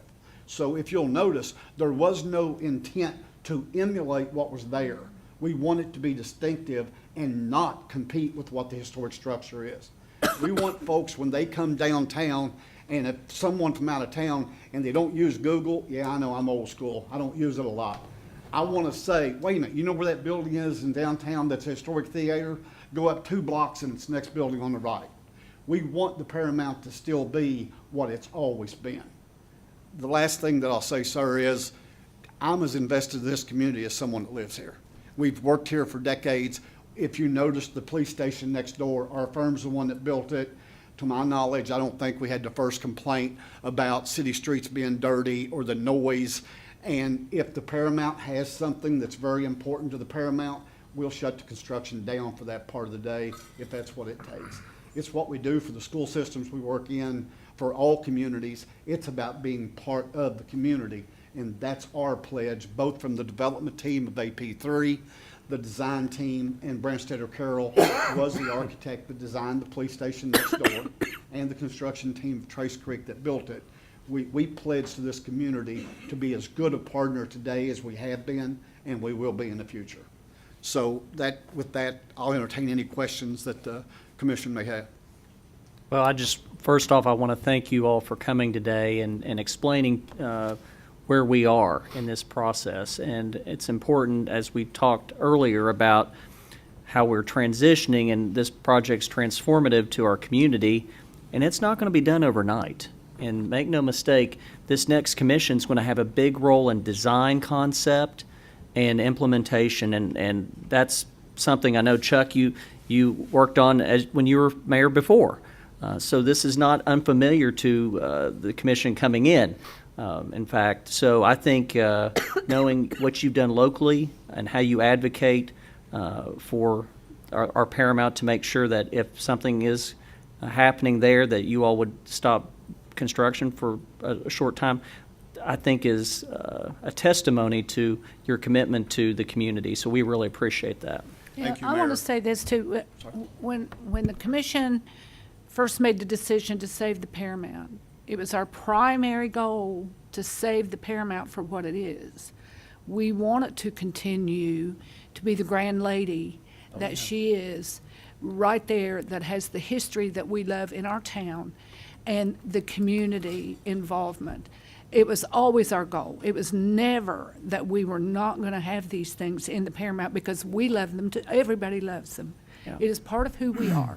I don't think one person in here, if you're from here, hasn't been to Festival of Trees with your family, church group, or otherwise. And it's an annual event that's beloved by many beyond the city limits here. And it's something this talk that we wouldn't want that. It's an economic driver. We have people come in and they go to restaurants and they go to retail. You know, somebody's tried to tell me Paramount Arts Center is an economic development tool. I said, absolutely. That's why we're saving it.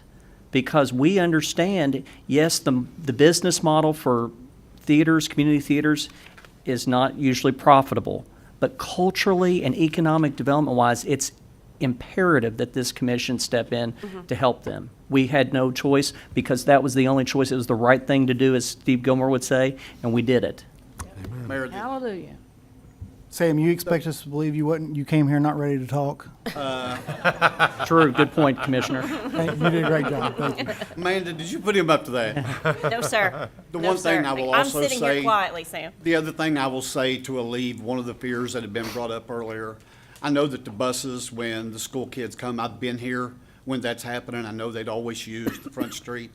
The way this is laid out, as it's currently envisioned, and there will be changes, folks. This is not the last thing that will be Right. seen by our team or by the commission. You will make a decision on every major step going forward.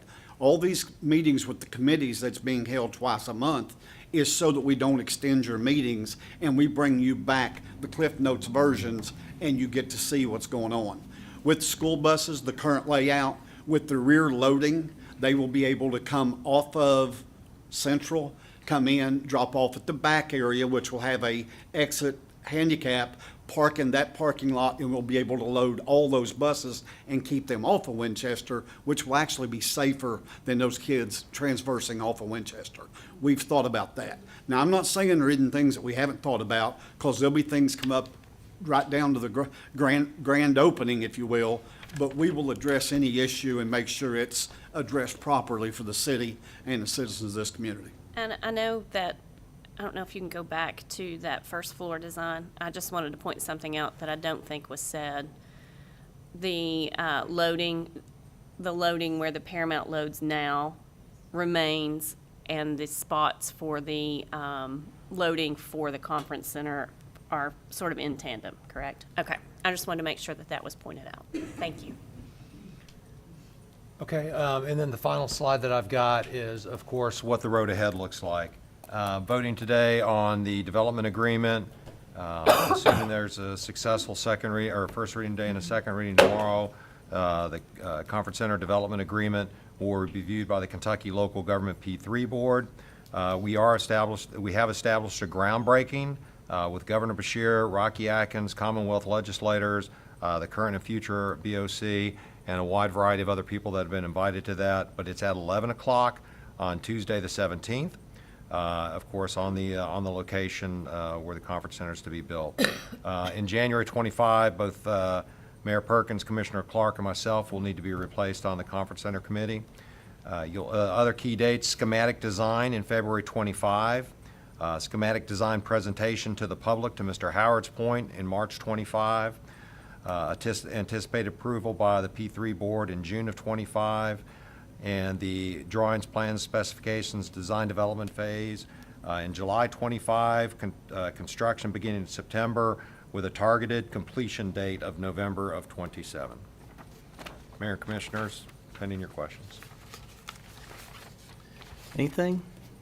Anything else, folks? Okay. All right. Thank you. So now we've had the comments portion of our ordinance reading. Do we have a motion? We have a motion and a second. We need a vote. Okay. All right. All in favor? Aye. Aye. Okay.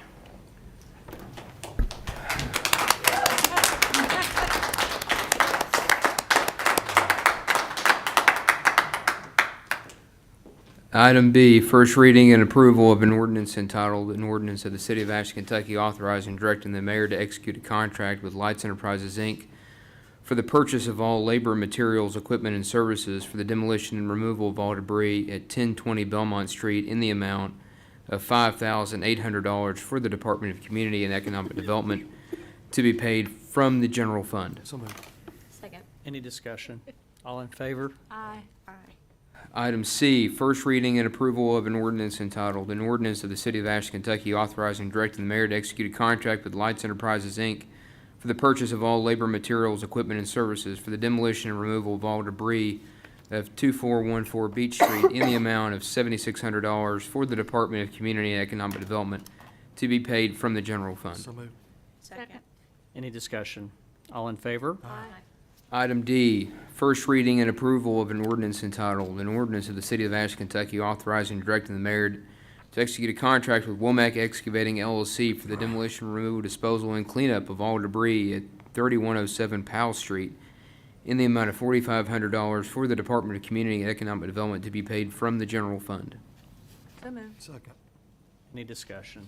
All in favor? Aye. Item E, first reading and approval of an ordinance entitled, an ordinance of the City of Ashland, Kentucky authorizing and directing the mayor to execute a contract between the City of Ashland and Judy Construction Company for the Johnson Fork, Baugus Drive, and Florida Street Water Booster Station Project in the amount of $2,770,000 for the Department of Engineering. So moved. Second. Any discussion? Now, how much money do we have? Do we set that money aside for demolition of these properties? How much money do we have left in there? Michelle, do you know off the top of your head?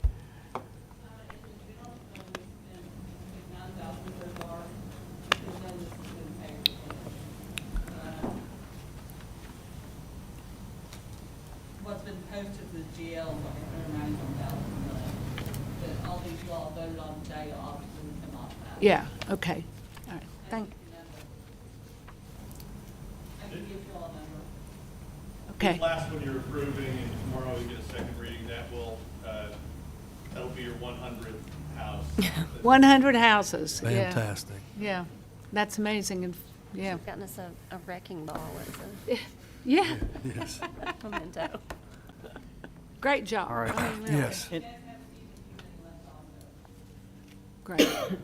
Thank you. Any other discussion? All in favor? Aye.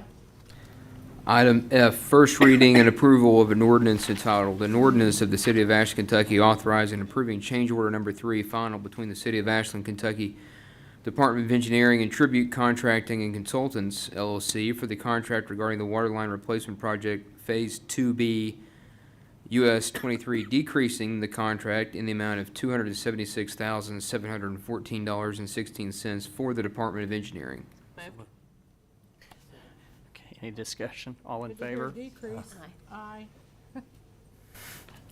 Item G, first reading and approval of an ordinance entitled, an ordinance of the City of Ashland, Kentucky, authorizing and directing the mayor to submit an application to FEMA for the Assistance to Firefighters Grant in the amount of $650,000 for the purchase of a regional air and light truck for the Ashland Fire Department, and if awarded, authorizing a 10% match by the City of Ashland, and authorizing and directing the mayor to execute any and all documents relating to said grant.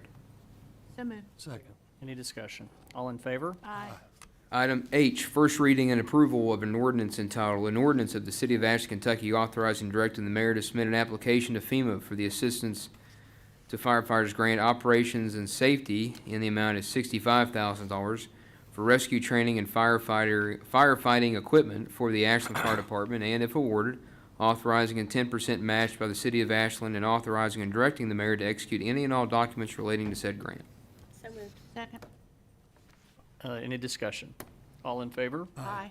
Item I, first reading and approval of an ordinance entitled, an ordinance of the City of Ashland, Kentucky authorizing and directing the mayor to execute a termination of employment agreement between the City of Ashland and Michael Grazy regarding his employment as city manager, adopted by ordinance number 165, series of 2023, as amended by ordinance number 97, series of 2024. I guess we have to. So moved. Any discussion? All in favor? Aye.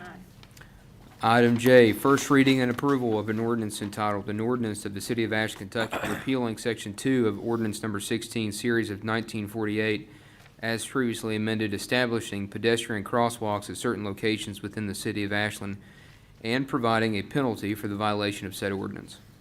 So moved. Second. Any discussion? All in favor? Aye. Item K, first reading and approval of an ordinance entitled, an ordinance of the City of Ashland, Kentucky providing for the regulation of gathering, disposing, and destruction of garbage, rubbish, and related waste materials, and fixing fees therefore, establishing the division of solid waste, establishing sewer and water rates, tap fees, installation charges, service charges, industrial pretreatment charges, penalties, and interest, providing for a penalty for the violation of this ordinance, and repealing ordinance number 93, series of 2024, previously amended by ordinance number 143, series of 2024. So moved. Second. Any discussion? All in favor? Aye.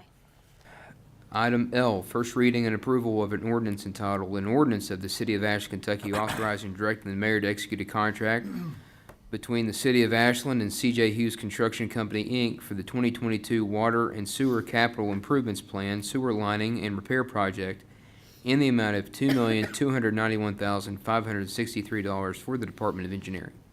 So moved. Second. Any discussion? Yeah. Just for the edification of those who keep saying we're spending all of our money downtown, go take a look at these number of streets that we're fixing here. They're all over town. That's all I gotta say. All in favor? Aye. Item M, first reading and approval of an ordinance entitled, an ordinance of the City of Ashland, Kentucky authorizing and approving change order number 1 between the City of Ashland, Kentucky and Martin Painting and Coating Company for the contract regarding the DeBoard Hill Water Tank Rehabilitation Project, increasing the contract in the amount of $81,300 for the Department of Engineering. So moved. Second. Any discussion? All in favor? Aye. Item E, first reading and approval of an ordinance entitled, an ordinance of the City of Ashland, Kentucky amending Part 3, Conditions of Employment, Section U, Dress Code of the Policies and Procedures as adopted by ordinance number 51, series of 2017, as previously amended. So moved.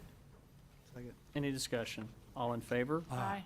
Item O, first reading and approval of an ordinance entitled, an ordinance of the City of Ashland, Kentucky authorizing and directing the mayor to execute an agreement between the City of Ashland, Kentucky and Ashland Church of God, aka also known as Ashland Family Lighthouse Worship Center, in the amount of $10,500 for the purchase of real estate for the purpose of a water utility easement. So moved.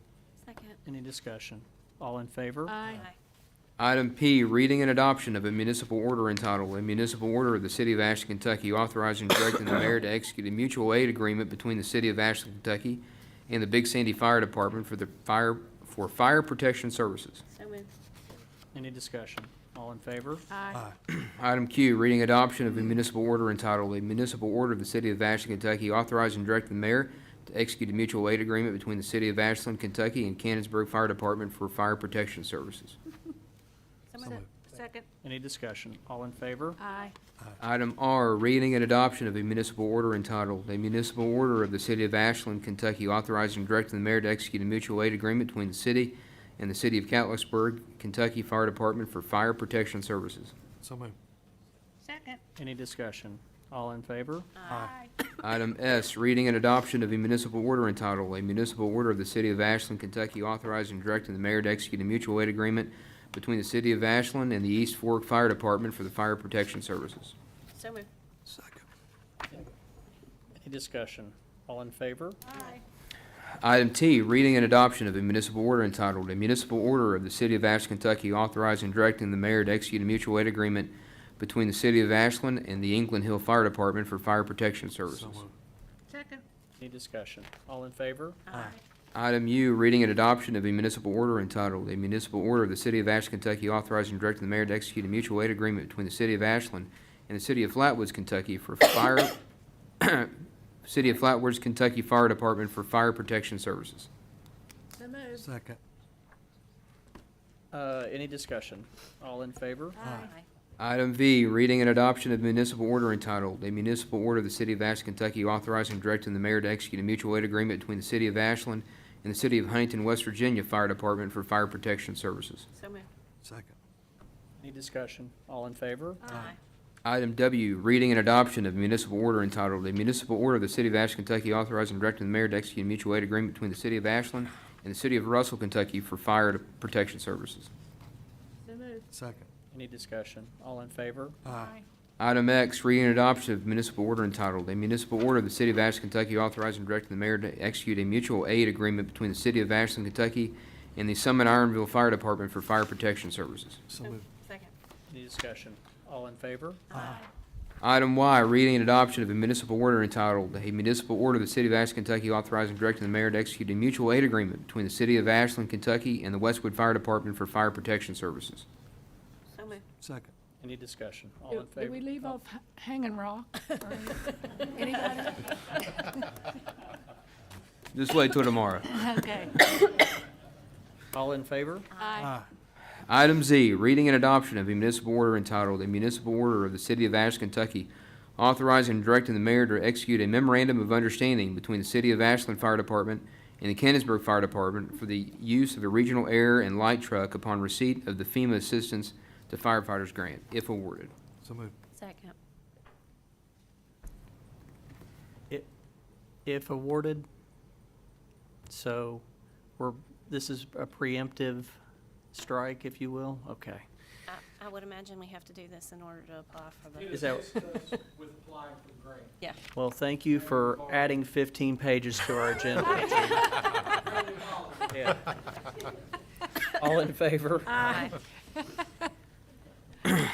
Item AA, reading and adoption, thank you, Steve. Item AA, sponsored by the Fire Department. Reading and adoption of a municipal order entitled, "A Municipal Order of the City of Ashland, Kentucky authorizing and directing the mayor to execute a memorandum of understanding between the City of Ashland Fire Department and the City of Catlettsburg Fire Department for use of a regional air and light truck upon receipt of the FEMA Assistance to Firefighters Grant, if awarded." So moved. Second. Any discussion? I have a question. Yeah. And this is for you, and it's not about this agenda item, but is there a way to suspend the rules and just add all the places and do it all as one? I don't know, I've been so busy with the Paramount Conference Center thing, I have no clue. To be honest, I haven't had a chance Maybe to your look. brother could help us. Maybe. That way you just don't have to read all of thinking- those over and over and over. I'm the again. lefty. Yeah. All in favor? Aye. I'll go real quick. Item BB, reading and adoption of a municipal order entitled, "A Municipal Order of the City of Ashland, Kentucky authorizing and directing the mayor to execute a memorandum of understanding between the City of Ashland Fire Department and the City of Flatwoods Fire Department for the use of a regional air and light truck upon receipt of FEMA Assistance to Firefighters Grant, if awarded." Any discussion? All in favor? Aye. Item CC, Reading adoption of a municipal order entitled, "A Municipal Order of the City of Ashland, Kentucky authorizing and directing the mayor to execute a memorandum of understanding between the City of Ashland Fire Department and the City of Huntington, West Virginia Fire Department for use of a regional air and light truck upon receipt of the FEMA assistance to firefighters grant if awarded." Second. Any discussion? All in favor? Aye. Item DD, reading and adoption of a municipal order entitled, "A Municipal Order of the City of Ashland, Kentucky authorizing and directing the mayor to execute a memorandum of understanding between the City of Ashland Fire Department and the City of Ironton, Ohio Fire Department for the use of regional air and light truck upon receipt of the FEMA assistance to firefighters grant if awarded." So moved. So moved. Second. Aye. Any discussion? Okay, now, all in favor? Aye. Item EE, reading and adoption of a municipal order entitled, "A Municipal Order of the City of Ashland, Kentucky authorizing and directing the mayor to execute a memorandum of understanding between the City of Ashland Fire Department and the City of Olive Hill Fire Department for use of a regional air and light truck upon receipt of the FEMA assistance to firefighters grant if awarded." So moved. Second. Any discussion? All in favor? Aye. Item FF, reading and adoption of a municipal order entitled, "A Municipal Order of the City of Ashland, Kentucky authorizing and directing the mayor to execute a memorandum of understanding between the City of Ashland Fire Department and the South Shore Fire Department for use of a regional air and light truck upon receipt of the FEMA assistance to firefighters grant if awarded." So moved. Second. Any discussion? All in favor? Aye. Item GG, reading and adoption of a resolution entitled, "A Resolution of the City of Ashland, Kentucky authorizing the extension of checks by Tony D. Grubb, Interim City Manager, Michelle M. Veach, Assistant Finance Director, and Andrew K. Wheeler, Corporation Counsel of said city, and approving the use of a facsimile signature or manual signature of Tony D. Grubb, Michelle M. Veach, and Andrew K. Wheeler on payroll checks, utility fund checks, general fund checks, and any other federal or city fund checks within the City of Ashland effective December 19th, 2024. So moved. Second. Any discussion? All in favor? Aye. Item HH, reading and adoption of a resolution entitled, "A Resolution of the City of Ashland, Kentucky authorizing construction of a pedestrian crosswalk on Lexington Avenue in front of King's Daughters Medical Center between 22nd and 23rd Street in an amount not to exceed $40,000 to be paid from the general fund." So moved. Second. Any discussion? All in favor? Aye.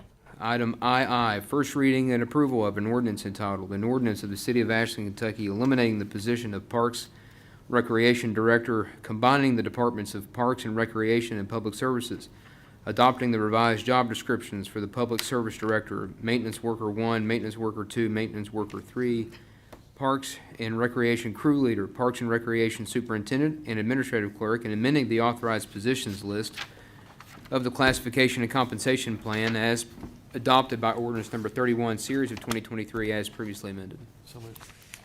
Second. Any discussion? All in favor? Aye. Item JJ, the mayor requests the board's concurrence on the reappointments of Al Baker, Tyler Branham, Rachel Branham, and Charles Jackson to the Human Rights Commission for the 3-year term, January 1, 2025 to January 1, 2028. So moved. Second. Any discussion? All in favor? Aye. Item KK, the mayor requests the board's concurrence on the reappointments of Catherine Lamp and Travis Womack to the Planning Commission for the 4-year term, January 1, 2025 to January 1, 2029. So moved. Second. Any discussion? All in favor? Aye.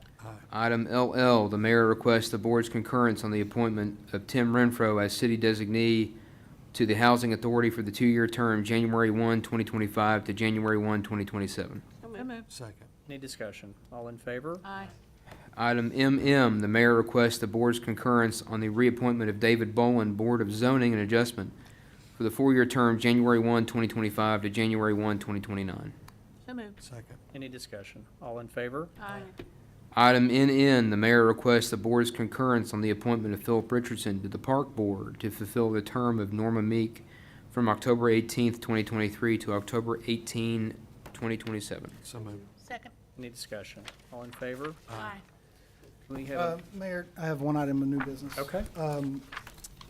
So, thinking back to the meeting before we started as a commission, probably one of the most heartwarming moments I remember watching, and I think it was on a virtual meeting because Yeah, we were. commission was on virtual meetings back then, was when you presented Mayor Gilmore with his street name, and he was someone who wore his emotions on his sleeve, and I remember watching that, and it was just such a touching moment. So we've all thought about that and been inspired by that, and we wanted to do a little something ourselves to commemorate you and your leadership. Come on up, Peggy. So I started looking at, hide it. So I started looking at, doing a little bit of research and looking around places that I knew were special to you. And we all did this as a group effort. And we started thinking about when we opened the inclusive playgrounds. And I think we were all deeply touched by that. But your leadership in making that happen and seeing how much that meant to you, that's really where it had to be. Now, I had to do some history work there, and I learned that Chatton Drive is named after a very, very important man. And that name's not going anywhere, and neither is the other name, Mr. Woolery, who unfortunately passed away recently. So, and honestly, the city manager came up with a pretty good idea. There's a crossing right there between those two streets. And do you have this picture? So I took a picture this morning to show you. But this crossing is going to now be Matthew B. Perkins Crossing at Central Park. Oh, thank you all. Thank you.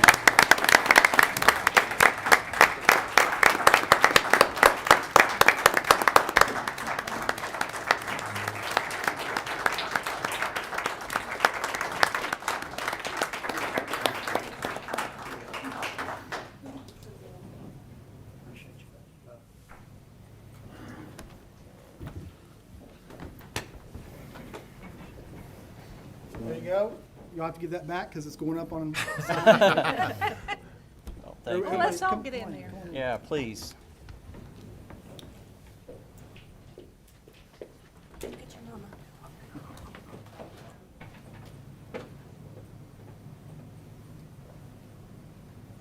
Try not to cry. Thank you. Thank you all. Thank you. Thank you. Thank you.